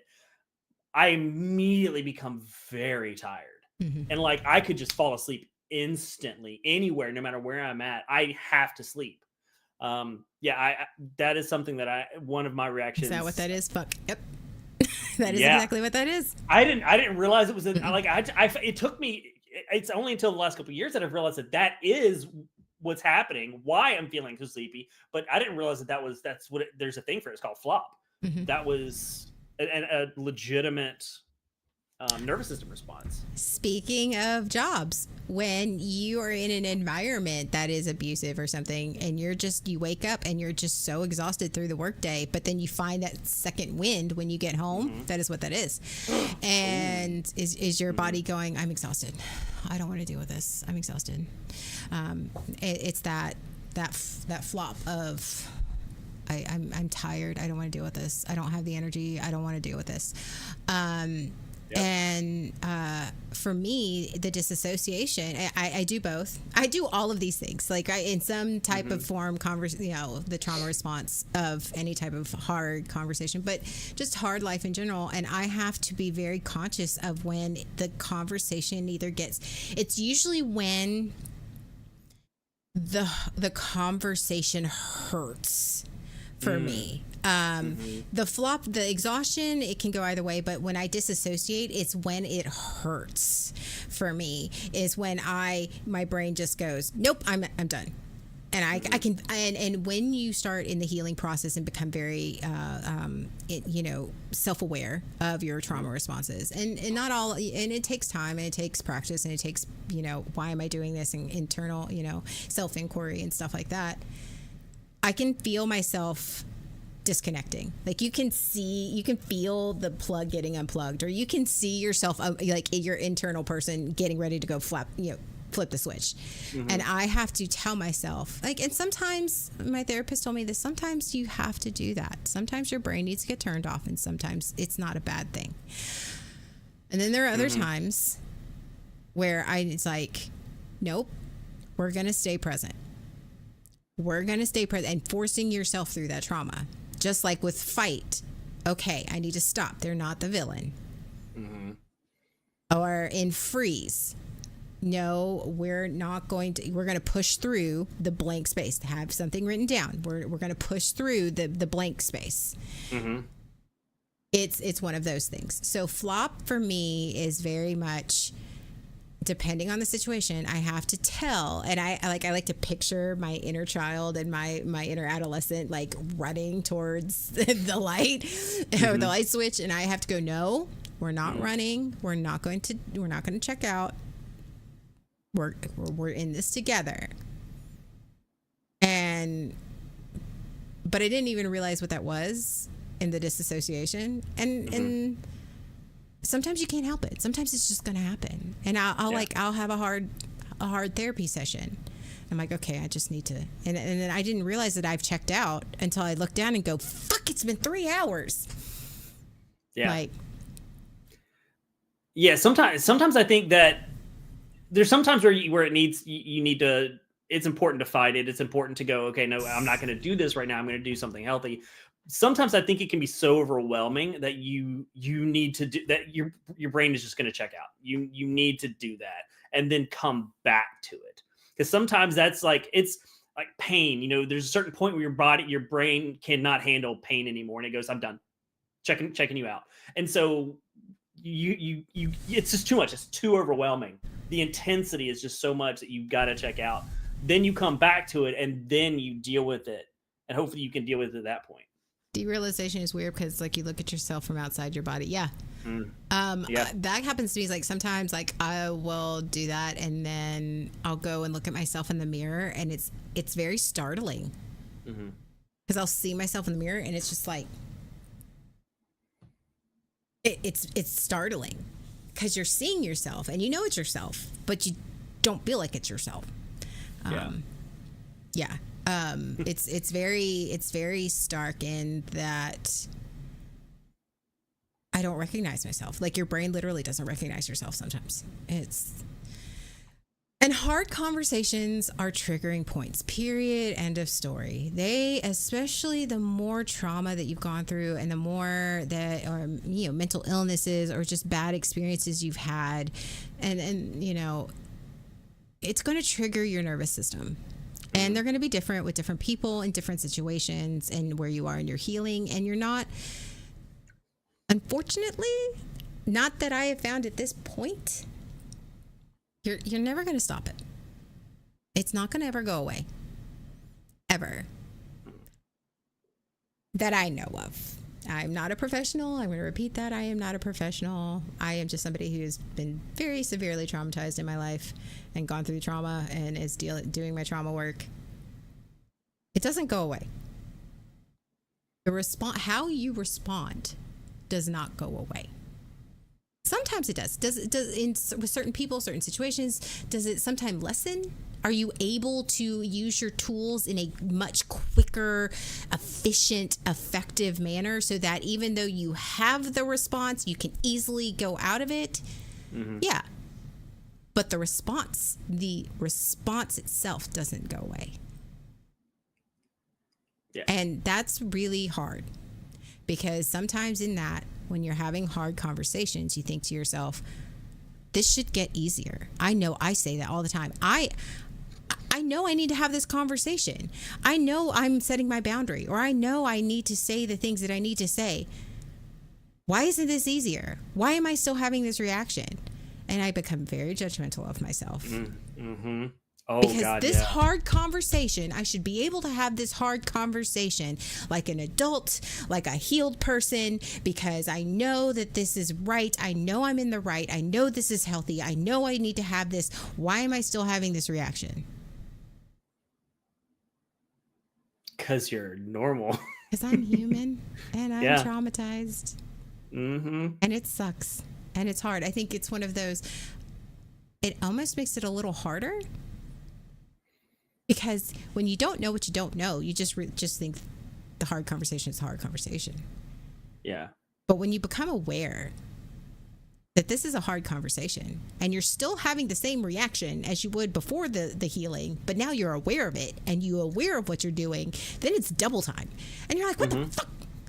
Yeah. Well, and then you have the added layer of, I know what the healthy thing is.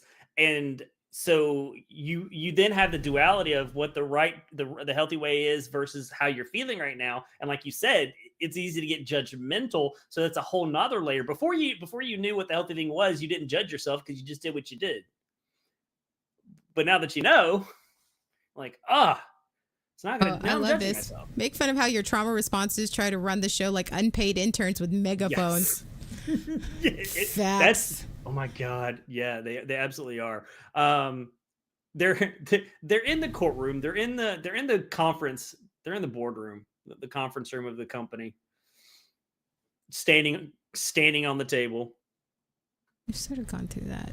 Yeah, we have. Okay, so. Whew. Oh, okay. All right. The last one. Yeah. Okay. So we talked about how difficult it is to have a conversation. Talk about why we avoid the conversation. Talk about the unhealthy ways in which we've had the conversation. We've procrastinated the conversation by talking about all the other stuff about the conversation. Yeah, calling myself out. I got it. Yeah, it's fine. So how do you actually have the hard conversations? I don't know. And I'm gonna be real 100% honest. I don't know. There are some situations where I've been able to, there's some situations where I knew the hard conversation was coming. So I actually was able to, like, when it's not me, when I know that another person is going to tell me. So so when they come to me, again, it's them coming to me or them asking to talk to me. I can sit through it better. But actually me when you initiate having to initiate the conversation, I don't know. One of the things that I very much struggle with is the initiation of that. Is okay, so I need to ask for consent first. I need to make sure that they're in a space. Hey, can we talk about this?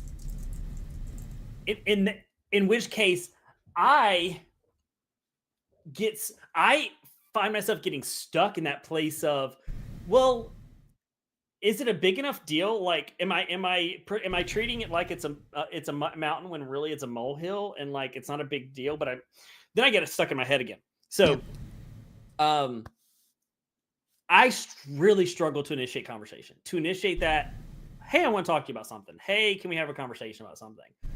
Getting those words out, whether it's in person or in text form, is the absolute, I think, one of the absolute hardest parts for me. Oh yeah. Just starting the conversation. Just sitting down and saying, "Hey, can we talk?" Yeah. Hey, there's something I want to tell you, and I don't know how you're going to respond to it. Like right now, in this moment, if I needed to tell you something difficult, I feel like I could say it by, hey, let's have. But now is not one of those moments where trying to have a hard conversation. When I'm actually know I'm going to, the trigger, the heightened, my nervous system being heightened, nothing that I want to say feels like the way to say it. It all feels like garbage to me. The way in which I would help start a healthy conversation. And like, well, that's just stupid.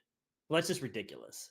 Well, why would you say that? Like you're making a big deal out of nothing. Like all of those things start running through my head. So I'm about to put a picture up there, up on the screen. Oh God, what are you gonna do? This. What picture are you gonna put?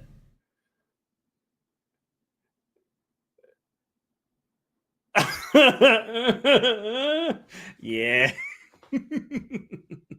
This right here. This is this whole like right there. There you go. Mm-hmm. Yeah, yeah.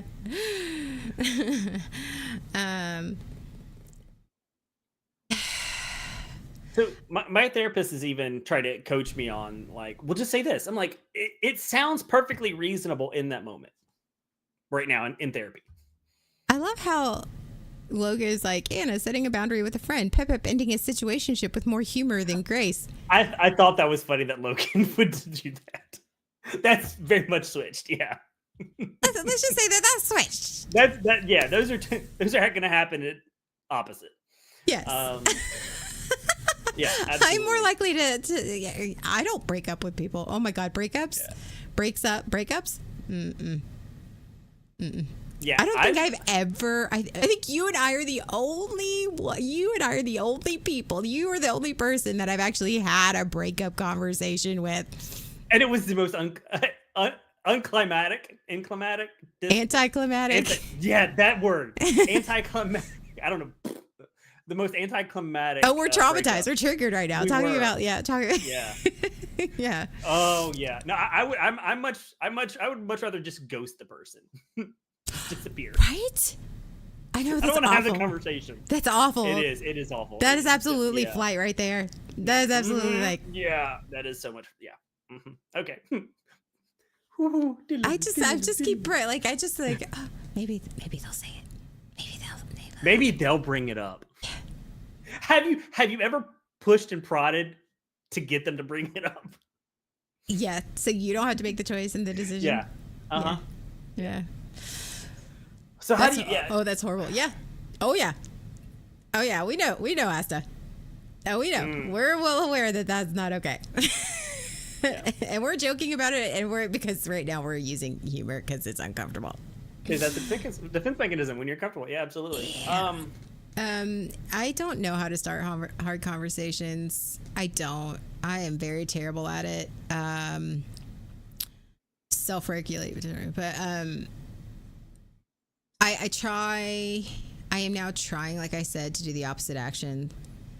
And I'm very awkward. Like if you see me right now having these conversations about hard topics, and I'm very, I'm very put together, but I can't look at the person. Like I said, and I fidget a lot, and I say and I do and I say a sentence, and then I try to explain the sentence, and then I say the thing, and then I try to explain it, and then it's awkward. You're constantly asking that did you understand? Do you understand what I'm saying? Not even that. I mean, no? I do, but it's just I then have a tendency to just ramble, because when I get nervous, I ramble. Gotcha. Mm-hmm. And so just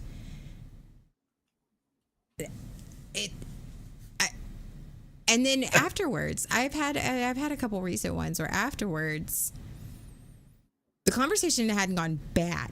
It hadn't gone bad, it's just then all of a sudden, so because the conversation didn't go bad and I felt heard and I heard them, I then start to criticize myself because I had the hard conversation and the hard conversation went well, so something had to go wrong.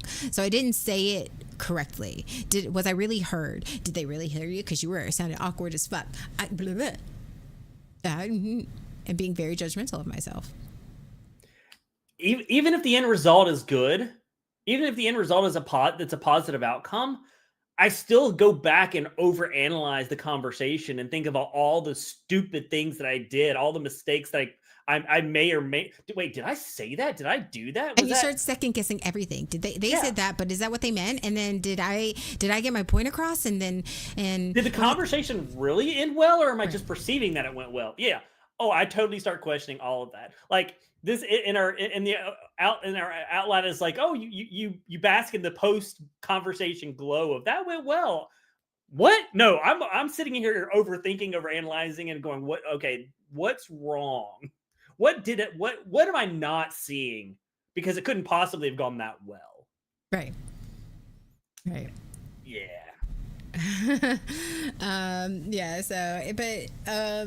Self-regulation is really important. And we can close with that. We spent but self-regulation is hard.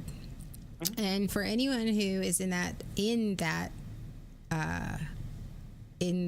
space of their therapy and their healing, it's hard.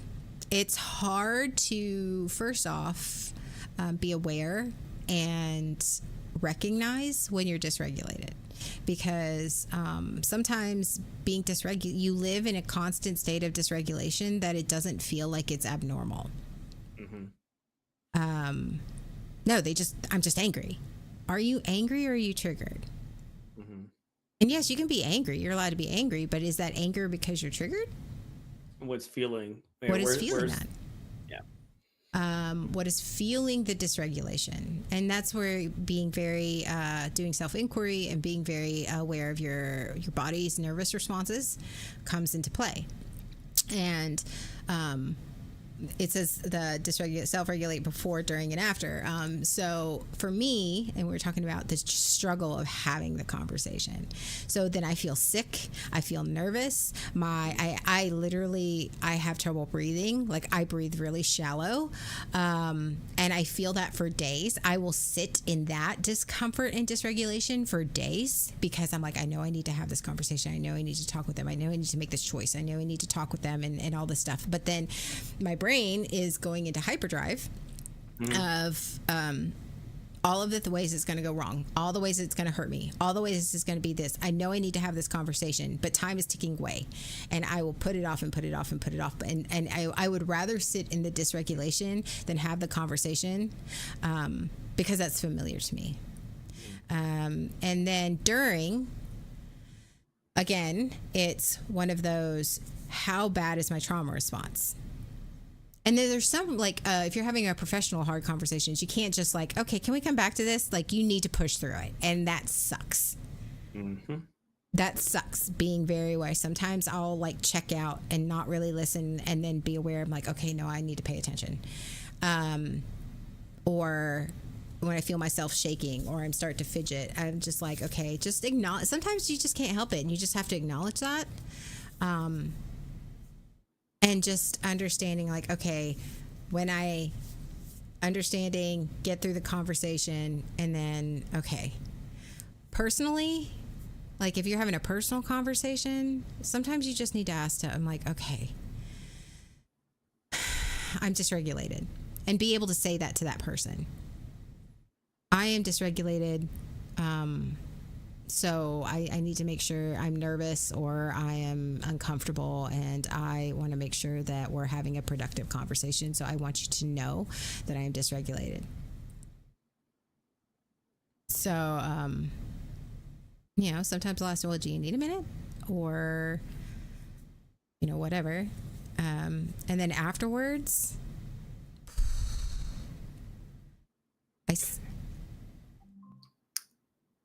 I sit in it. It's gross. It's gross. Even if the conversation goes well, it can go, and it lasts for days. The dysregulation can last for days. Because then I feel like my life has changed forever, or it's so hard, or whatever it was. Like, yeah. Does it feel like some hard conversations need aftercare? Yes. Yes. That's why we sit in that for days, is because we don't have aftercare. There's no one we're not getting that, hey, that conversation went well, this is how I feel, this is what happened. There's no debrief. This is, hey, that was a hard conversation, maybe it didn't go as well, but hey, I still care about you, I still love you, you're still a good person. We don't do that. We don't have aftercare for hard conversations. Maybe we need to start. Well, and this is what I've learned with being in joint with Serugs, is hard conversations, especially when you're going in joint and because you have a lot of those, is that afterwards I realized I need that reassurance. My nervous system is so fucking shot that I need the reassurance of, I know this conversation was hard, I know it was heated, maybe it didn't end well, but I want you to know I still care about you, I still love you, I still think you're a good person. Maybe even you don't even need to say that. Maybe it's just if you're like having face to face, it's like, hey, can I have a hug? That I'll ask that. I've learned to ask that, because hugs and physical touch for me regulate my system, because I didn't get that growing up, but that regulates my system. I need you to hold me for a little bit. I need to physically touch you and feel so my nervous system can calm down. Can I have a hug? Can I have a hug? Can I cuddle? Can I literally be touching you? That, or if I can't, if it's over the phone or whatever, it's like, hey, that verbal reassurance. Hey, it's okay. I know your brain is going a mile a minute, and I know your brain is still feeling like it's unsafe. I'm still here. You're okay. You're safe. I love you, or I care about you, or I don't think awful of you. I don't think you're a bad person for telling me. I appreciate you having this conversation with me. I appreciate you saying just that. I appreciate you being vulnerable with me. I appreciate, I know it was hard. Acknowledging the vulnerability, giving that safe space, giving the other person that safe space after that conflict, after the hard conversation. And even if it's like you're breaking up with somebody, and maybe it doesn't land really well either, but just saying, hey, thanks, thanks for sharing with me. And I don't think you're a bad person. And maybe you do think they're a bad person. I mean, that's fine too. I mean, you're allowed your feelings, but it's like, hey, thanks for being honest with me. I think that's a big one, especially like a breakup or something like that. Thank you for being honest with me. Regardless of how that's making me feel, thank you for being honest with me. Yeah. I would rather you be honest with me and hurt me than to lie to me and it just go on. Like that relationship that's really over but drags out for much longer than it probably should have, because neither person was willing to go, hey, this isn't working. Right. It's that. Yeah. That's what that means. It's like, hey, thank you for letting me know, telling me, being honest, because I'd much rather though it doesn't feel like it in the moment, it's better to end it and be able for both people to move on than for it to continue to drag out when everyone's miserable. Right. Yeah. Right. So, I mean, and that's just like, I am even just talking about having the hard conversation is like triggering a little system. Yeah, absolutely. But it's I wish I could say I wish I could say that this is something I'm practicing and I'm good at, and I have all these. I don't. This is probably one of the hardest ones for me. Same with me. This having hard, honest, and open conversations. I don't know how to do it. Yeah. They tell me. I have all the things how to do these things. I know what the tools look like. I have the tools. They're in my toolbox. But I don't know how to use them. But you put it in my hand and I'm just like a baby, just fumbling, just dropping stuff. Like putting it in my hand just feels all kinds of weird. Because I don't know how to use the tool. I got it. But I have it. I have all the attachments to it. It's like my Dremel. It's like my Dremel. It's like my rotary tool. Look, it looks really cool in box. I have the rotary tool. I know I have all of the things. I know, like, it's a multi-tool. It's a fantastic tool. It can like all these attachments. It's great. You can use it for everything. Ask me how to use any of them and what they're good for. I know like 2 things. I know how to do 2 things with them. Yep, pretty much. Yeah. I have it though. I have it sitting in my garage in my toolbox. Looks great. Yeah. And I'm very excited. I'm like, yes. I got it. What am I doing with it? Yeah. And I wish I could say it gets immensely easier, but I think when you've dealt with so much trauma like we have and like I have, yes, it may get a incremental, like a little bit easier as you start to do it, especially if they go in a positive way.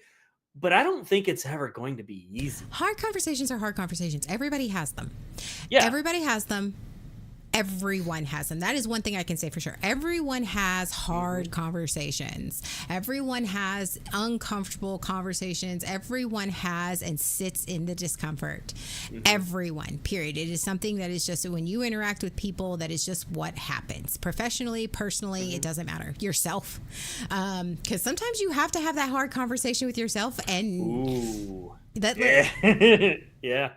Because that's not easy either. Even people that look like it's easy for them, it's probably not. No, they just have learned to manage it, or they are putting on that front to hide significant insecurities. That is the mask that they're presenting. It looks like they're having hard conversations, or it looks like they're okay with like everything's fine, but you don't see what's happening underneath. They don't necessarily are having them. Right. Like, okay, because I'll be honest, for the longest time, I thought you didn't have a problem with hard conversations. See, I know. That's what I'm saying. That's why I'm saying this is, and I guarantee I'm not the only one that said, "Oh, yeah, Anna does hard conversations. She can do it."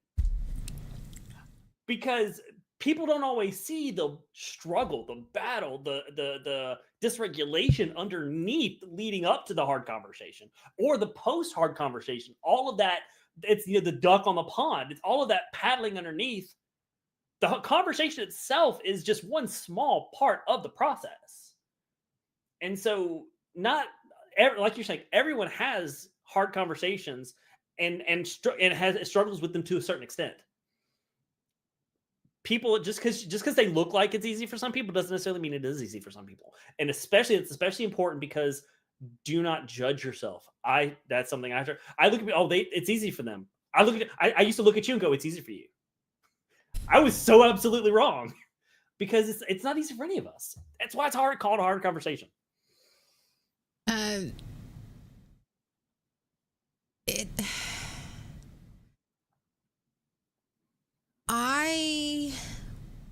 It's a mask. It's always a mask. The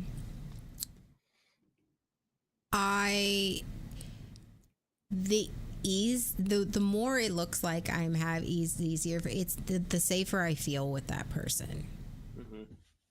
Sean, I always felt safe with you. So when I always felt like it, and that's why it looked like that for me. And I guess I'm telling this to our community so that you understand the difference. You, Jay, my dad, Bonnie, people I feel will love me and not leave me afterwards. It is so much easier for me to have that conversation because I do feel safe. It's hard. I am dysregulated. I am like, and then before I'm like, resentment, whatever, blah, blah, blah, builds up, and then I have to have it. And then afterwards, I'm like, oh my God, I still have that. But that afterwards and the need for all that aftercare or what, we're going to call it that is less. Yeah. Because I have demonstrated vulnerability with that person.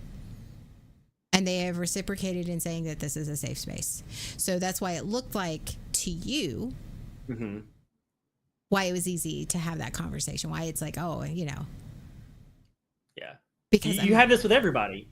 Yeah. The conversations we have doesn't mean that's the same. You approach it the same way you approach it for everybody else. Right. No. And everybody's different, and how you like, but like sea rugs. For example, sea rugs.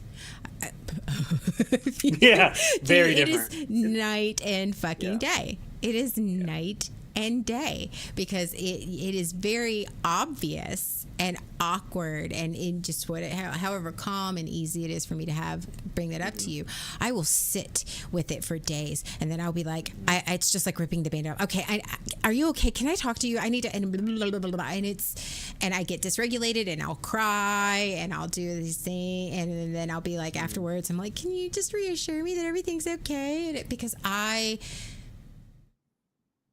before, and I am currently still working on making Sirugs somebody who is safe for me. Mm-hmm. And that's a choice. Mm-hmm. And it's a struggle, because I'm having to unlearn a lot of things. Mm-hmm. But yeah, that's why it looks different to you. Why I come on the podcast, and I try to tell people, I know it looks like I have a lot to say, and I'm very articulate about, my coping mechanisms, and I'm telling you that, but let me tell you, in real time, it looks like a hot fucking mess. Because my nervous system is calm, and it's fine, and I'm regulated. Yeah. But you guys have seen me triggered before. Mm-hmm. Hell, like, what was it, 2 weeks ago? 2 weeks ago, I was a fucking wreck, and I come on 2 weeks ago, and I was like, okay, let me tell you, I'm not okay. Yeah. And I wasn't articulate then. I was a fucking mess. So yeah. And sometimes I try very hard, and sometimes people handle conflict differently. Oh yeah. And they handle it different at different times as well. Right. Because that's the thing that it's important to acknowledge, is that sometimes you'll handle it well, and sometimes you won't handle it well. Mm-hmm. There are times where it's not going to go well, especially if like you've had a hard day, you've had a long day at work, and your tank's already empty, your mental emotional tank's already empty, and then you try to have a hard conversation. Or maybe someone tries to have a hard conversation with you at a point. Oh my God, the worst for me in my marriage was that midnight 1 a.m. hard conversation, when they finally decided that they wanted to have a hard conversation. And I'm like, first of all, I'm already winding down for work. Yeah, we're already winding down because I got to get sleep. The second, we talked about this earlier, the whole nervous system and getting sleepy. Like, you put those together, I'm not no. So sometimes it's just not going to happen. So it's important for me to give myself some grace for that, knowing that it's not that having the conversation is more important than whether or not it goes perfect. And having the chutzpah, the chutzpah, the yes. balls, the strength to go, no, I'm not having this conversation right now. Yes. It does not mean that I don't want to. It means that I can't. Mm-hmm. Yeah. But I want to talk about it right now. Well, that's fine that you want to talk about it right now. I cannot talk about it right now. Yeah. I understand, and I hear that you want to have this conversation right now, but I am not in a space, and in my experience, 9 times out of 10, they're going to get angry about it. Well, I want to have it right now. Well, that would be the whole reason I'm setting this boundary. Yeah. Now, if it's something like, and it's a choice. It's different. If it's something that you know that you need to be present for, and you know you're not going to be present for, but if it's something like they need to have a hard conversation because they're in distress, mm-hmm. for me, it's a choice. It's like, okay, I'm really tired right now, so there are times where. There are times where like Sean will say something, I'm like, okay, but I'm going to tell you, I'm not in the headspace. So like, I listen and I'll have this conversation, but you may not like my responses. I'm not going to get that measured. So if you're wanting me to sit and use my tools, and it can be, be compassionate and curated response, graceful, and use it in a way that's not blunt and honest and like just straight to the point. Now's not the time, but if you can handle that, sure, I'll be here. You get to, and that's when you get to make that choice. Yeah. I am willing to have this conversation, but I'm going to tell you, I'm not going to be like, I'm not going to sit here in my therapy chair. I'm not. Yeah. I'm not in the mood. And sometimes they'll be like, okay, that's okay, because they really need to get it off their chest. Yeah. And then they're going to regret that decision. Like, okay, we'll do it later. We'll have that conversation later. I don't want to hurt anyone or say things I will regret. Yes. Ooh, yeah. That is something absolutely that I don't. That's why I don't have hard conversations, because I don't want to hurt somebody. Mm-hmm. I don't want to disappoint anyone. I don't want to say, because you can't take it back. Once you ring the bell, you can't unring it. The damage, like if you hurt somebody, the damage is done. Can you repair the damage? Yes, but that doesn't mean the damage wasn't done. Mm-hmm. So that's why hard conversations are so scary.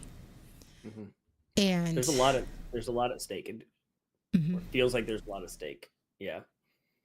And the reality is that I have to keep reminding myself it's not my responsibility with how, and you have to be straightforward and honest, because sometimes I definitely have a tendency to curate how I say things and what I say and when I say it, as to try to soften the blow or try to manipulate their emotional response or how they perceive what I'm saying. It is not my job. Are they going to get angry? Probably. They might not. Is it going to hurt them? Maybe. Maybe not. Maybe what I have to say is a relief to them, because maybe I finally alleviated the guessing game for them. Maybe the thing that you were afraid of is the thing that they were thinking about too. Yes. Like I said, maybe the other person was thinking, this relationship just isn't working. Right. That's pretty much, I think, like what ours was like. Why our breakup was so anticlimactic was, it was like, I think we were both in that spot. Mm-hmm. We just hadn't acknowledged it and said it out loud, and then we did, and we're like, I mean, yeah, okay. We still want to be friends, like legitimately want to be friends. But we're really, but as in a relationship, we're just hurting each other. So. Right. Yeah. So sometimes the thing we're afraid the other person's going to do, they're going to leave us. They're going to be blindsided. They could be thinking the same thing. You don't know until you have the conversation.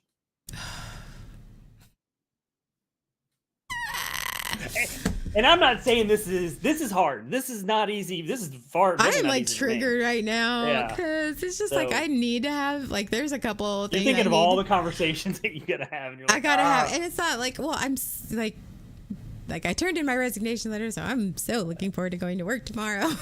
Like, I know that conversation is going to happen. I know it's happening tomorrow. I know I've got it. So a couple other things that have, like, in the next few weeks, that, like, I've got to have, like, that. I mean, not ones that I put off for a long time, and it's just like fuck. And a lot of that is also because I also am still questioning about, like, how I feel about things. And I still don't know where I stand with that. And how am I feeling what's right for me? Because, like my therapist said, I don't have practice. I don't have practice in taking my priorities, my wants, and my needs as a basis for a decision. Yep. So because that's foreign to me, having the hard conversation is doubly so. Because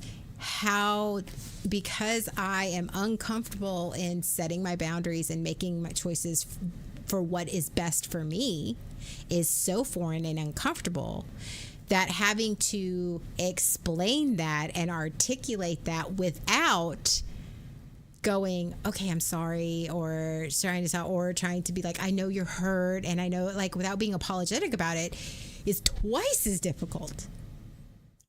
Taking on their emotions, right? Making yourself responsible for the other person's emotions and people sorry, pleasing. All that. Yeah, I know the feeling. Yeah. So show up for yourself. Don't judge somebody else's when you're having that hard conversation. Don't judge somebody else by it. Mm-hmm. In opposite that, if you're sitting there and having a hard conversation and you're calm and collected and they're losing their mind, give them grace too. Yes, absolutely. Do you need to take abuse and all these things? No. Are they, especially if they are weaponizing things against you and yelling at you, just that's when you sort of got to steel yourself and hold that boundary and hold that line. And know when to walk away. Nope. Well, I've said what I needed to say. Well, I'm not finished with you yet. Yeah. Well, I'm not going to sit here and be abused or belittled or try to have you sit here for another hour while you try to talk me out of this or talk me into something. My answer is my answer. This is how I feel. Mm-hmm. I am not changing my mind. And I am walking away. And you can choose how to deal with that, how you deal with that. Yep. Absolutely. I don't judge because I hate being judged. And that includes yourself, judging yourself. just putting that out there, because that's. I think the person in this world that I judge the most would be this guy. Yep. So. Whew. Yay! Trauma! I picked a great topic. Sean, I am never letting you pick the topics this again. This is what happens. Every single time I have said, I need you to pick the topic. Didn't this happen? Yeah, didn't this happen last time? You're not talking, you're abusing that. Oh, yes, absolutely. There's the other person. The person, you may respond in a healthy way. The other person may not respond in a healthy way, but you don't have to take abuse. It's one thing if they're struggling to process whatever, but if they become abusive, you don't have to sit in that. You don't have to. And some people will walk out in the middle of a conversation because they don't want to hear what you have to say. And you have to understand that you cannot control the other person. Mm-hmm. And if they're not receiving what you are saying, well, yes, it's scary. And yes, your nervous system. And yes, you'll have to deal with that. Some people, I know with C-Rugs, until we got into joint therapy, and a lot of times especially when we were in our very nasty attacking phase and we weren't listening to each other, period, he would often just get up and leave. I've got to go. I can't. Yeah. What I didn't understand is, and don't you leave this conversation because I'm not done. But what I didn't understand is he needed a minute. He was so angry and he was not hearing me. And for me and my trauma, that was him going, I don't want to listen to you anymore. Which was not the case. Yeah. You're wrong. I don't care what you have to say. That's what it said to me. Yeah. Mm-hmm. And some people will do that. Mm-hmm. No hard conversation. There's no right or wrong way to have a conversation. And some people react how they react, and it's unhealthy, and it sucks. Mm-hmm. The only person you can control in any hard conversation is yourself. Yep. And you need to take care of yourself, and you need to show up for yourself. Yeah. Yep. You control your part of the conversation. But I'm so good in judging myself, holding me to impossible standards. Are you and Asta the same person? Are you on there? That's what you're doing, right? You're just you got a little. Yeah, Sean. You're. Yeah, I feel like that. Yeah, you're in the right place. Absolutely, and possibly high standards. What? No. I don't know what you're talking about. You didn't pull out your emotional support coffee. It's gone cold. Oh, you didn't microwave it? I don't have a microwave. When did I microwave it? I don't have a microwave sitting by my desk. I mean, although it's not a bad idea. No. In my heating mug, the one from Best Buy, is in the other room. So, I used to give Sean shit because he would often have coffee. He would make coffee in a full coffee pot and then microwave it for 2 days. Yep. Mm-hmm. Yes. Oh yeah. Not just the same day, the next day. Yeah. I'm like, what are you doing? Microwaving my coffee? When did you make it? It's yesterday. Still good. It's fine. It's fine. Yeah. No, that's when I forced him to get a single coffee maker. She did, yeah. Actually, I think I bought it for him and sent it. That's what she means by forced. I forced him to get it. No, I forced it on him. He actually, and not even that. I was like, yeah, you're right. But I'm not going to buy it myself. But then he would like make the single cup, but then let it go cold, and then go microwave it. Oh no, I still do that. I still microwave cold coffee, but it's only the same day. Gag blasphemy, right? Yeah. So then, actually, there was one time me and the girls were visiting him. It was around. It was Thanksgiving. Because I remember it was your birthday, and get it. I don't know if I did or not. But it was his birthday, and so we were in Best Buy, and I was like, okay, Sean, what do you want for your birthday? Because I know you were going to buy it here. And the girls were with me, and that's how I got him, is that he's like, well, I wanted that. Okay, we're going to get this for him. No, don't. No. He did the thing, and my girls looked at him and went, shut up. They're such your hatchlings. I mean, there's no question. They are me with the validation. They are absolutely me with having a parent that validates and loves them and cares for them. I mean, it's amazing, and they're the best. I do. We started this episode talking because of Mother's Day, second day coffee. Sorry, I don't drink coffee, and I know that's a no. See. I don't do it anymore. And he got so defensive about it. Like, argued with me. I told him to go fuck himself. Microwave coffee. Because I cared about him, and sometimes I had to do the thing that he was arguing with me. Sometimes she is aggressively cares aggressively. I'm a dragon. What do you expect? She has aggressive affection towards her friends. I care about you, and I know you're not going to do what's best for you, so I'm going to push you in that direction. With love. They push back, but it's fine. That's true. We are not without the Anna, you need to eat. Bitch, no one else. Anna, have you eaten today? I mean, I had no, but I'm hydrating. With coffee? Water. Oh my God. Is it water? Yes, it's water. Okay. Is that an American thing? Microwaving coffee? Yes. No. I think it's just a me thing. It's a Sean thing. Oh, aggressively caring and sweet and amazing. Oh, thanks. Yes. I'm a dragon. That's what I do. She is. But yes. So. Hard conversations. So next week, we already have our episode. We are going to talk about workplace trauma. This is something we haven't really talked. It's something we haven't talked about. It's very rare for us to not I mean, we talk about some new subjects and stuff, but that's one that we actually absolutely haven't even. We haven't. Yeah, it'll be good. That's going to be a good topic. I might cry. So it's fine.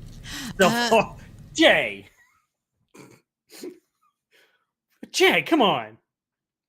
I don't know how you got that idea. Yeah, exactly. There, Aston, we can dedicate it to you. And me. We can share it. So not next week, but the week after, for Waking Up, we are going to be at Con Carolinas. So we will be going. We will be streaming. It might look a little different, and we might be going live. And we'll talk. We'll be going live a lot IRL on my channel, the Team AOA channel. Some of our panels from the table. We have last year it was sort of like, okay, let's go live and see what happens, and but we actually got some really great footage. So this year we're going to be prepared. We're actually going to have our good cameras. I bought lavalier mics, so you might actually be able to hear us. So I think some of our best content was just random. Like, remember we were sitting on the floor in the middle of the Arthur Alley eating area, the to-go Waffle House. Yeah, exactly. Yes, you were hugging the bear. Yeah, because the Waffle House, we're like, let's go to Waffle House, but the Waffle House nearby was only to go after not midnight. Yeah, never seen that before. There it is. Yeah. About eating Taco Bell or McDonald's. So yes, if you're in town, please, or close to town, please come see us on 2 weeks from now. On the 20, Friday, Saturday, and Sunday. Yes, 29th, 30th, and the 1st. Yep. We will be cosplaying. We'll be doing panels. We'll be doing quests. Yes. Oh, it's gonna be epic. Yes. I sort of want to show my wig. And for those of you who aren't going to be here, hold on. So I have been working all weekend with Jay. It's been cosplay crunches, I think. And this is just the wig, not including my 10-foot wings here that I got. And then we'll go. I mean, it's fine. It's cool. This right here, that's my wig. That's an epic looking wig. That looks amazing. Last year I did a ponytail tie, and so I mean I had like this big long thing, so I sort of did a like pseudo wig stuff. This is a full wig. And it did not come looking like that. I was like full cosplayer, like adding hair, doing the glue and the hairspray and the cutting and the shaping and it was. Ooh, TwitchCon. TwitchCon. TwitchCon EU is the same weekend and only 10 minutes from my home. And that's okay. Mm-hmm. But I also want to encourage you, Asta. Sean is dealing with that too. And he's actually... Yes, I am. His therapist actually is... The way I'm dealing with that is understanding that small victories are still victories. I don't have to go from sitting at home to going to a con, full out cosplay, socializing with everybody, and blah, blah, blah. There's a massive gap between those two things. And there's a whole lot of victories that can happen along the way. One of those victories is simply walking in the door, getting a ticket and just walking in the door. I could sit in the corner. Doesn't matter. I could just walk in the door. That is a victory. That was a victory for me. And I had to understand that there's a whole lot of ways that I can show up for myself and be and make progress that didn't involve being all out, full blown con person. Because walking in the door was just a step. And then once I felt better about walking at the door, I could take the next step. Okay, now I'm going to walk around the place. Each one of those is a victory. So don't necessarily count yourself out about not going to the con. Just set yourself a small step, small victories. Maybe this year, go to the con and that's it. Just go. And if you get overwhelmed by crowds, just go and then sit in a corner and just watch. Yeah. Or observe. Absolutely. You don't have to be in the crowd. Absolutely. Small steps. Small steps for victory. And celebrate that. Even if you stay for like 10 minutes. Yeah. Oh, that's another thing. Is you don't have to stay very long. Just walk in the door. That in itself, that is showing up and taking a step. There you go. And not judge yourself for going, I only stayed for 10 minutes. Mm-hmm. How about you said, I stayed for 10 minutes. I went and stayed for 10 minutes. That's a lot of my therapy sessions have been, that's what it's been. They're like, hey, did you go? I went. Would you stay for half an hour? And then I felt like I had to go. Awesome. You stay for half an hour. Fantastic. Celebrate that. Yeah. Like my therapist can be one of my biggest hype men, in those moments is like, hey, celebrate that victory. We're not trying to force you to do that, but we're also trying to give you sort of, because Sean is actually doing that too. So just know that when you're ready to make that choice, I'm not going for 10 minutes. Oh sure. Yeah. I totally get that. Just using that as an example. Yes. Yeah. But similar. It's like, and just know that, when you're ready and you're like, okay, well, I don't use understand what the difference between this is too much for me and my mental health versus this is my mental health telling me it's too much. Mm-hmm. Because the only way we grow is we go, okay, I need to take one little step outside of my comfort zone. Yeah. And then I can get right back in. Yeah. But the only way yeah. It seems very counterproductive. It does. And I know that and I'm not a therapist and Sean's not a therapist, and you're going to do whatever you're comfortable with in your time. We absolutely want you to take care of yourself, but we also want to encourage you to live your life. And I understand some of that, how that feels. A big part of my journey right now is getting out the door. So. And see, if you really want to go, Asta, go. Yes. Go. Absolutely. Go. Yep. And even if you can't find somebody to go with you, as if you really want to go, if that is something that you said, because you brought it up here, so I'm going to assume you really want to go. I'm going to encourage you to go. Mm-hmm. And I want you to go, because if that is something you want to do, then I absolutely encourage you to do something that you want to do. And it's going to feel hard. But just like I tell Sean and I tell myself and I tell my kids, we're going to do the hard things and we're going to be brave. Mm-hmm. And you got this. Yep. Absolutely. So, even if you go by yourself, Asta, even if you want to get in our Discord and text us the entire time you're there. Oh, yeah. Yeah, absolutely. And that's been helpful too. It's like, I want to go. Like, Sean's been there. He's like, he'll text me like, I'm going, and I'm like, and I'll check in on him. Hey, how are you doing? And he'll tell me. If you just want to feel like you're there with someone, join our Discord and message us. We will absolutely text you with you the whole time. Yep. Cross our hearts. Mm-hmm. So. And that applies to everybody, by the way. Yeah, that's just not us. That applies to everyone. And that's not us plugging our Discord. We're just like, we're over here just trying to say that is a way for you to communicate with us. Yeah, and we're on our Discord a lot. Sometimes just telling someone else what you're dealing with at this moment it can help. Yes, just messages. Just messages. Yay. Awesome. Oh, by the way, Asta, I did try to add you as a friend on Discord, but it said you're not. You don't accept friend requests. So I don't know if you intentionally did that or not. It's fine if you did that. I just wanted I did try to add you as a friend. So, yeah, no, this is a friend. We're good. Yeah. So hang out with us in Discord. We are happy to hang out with you.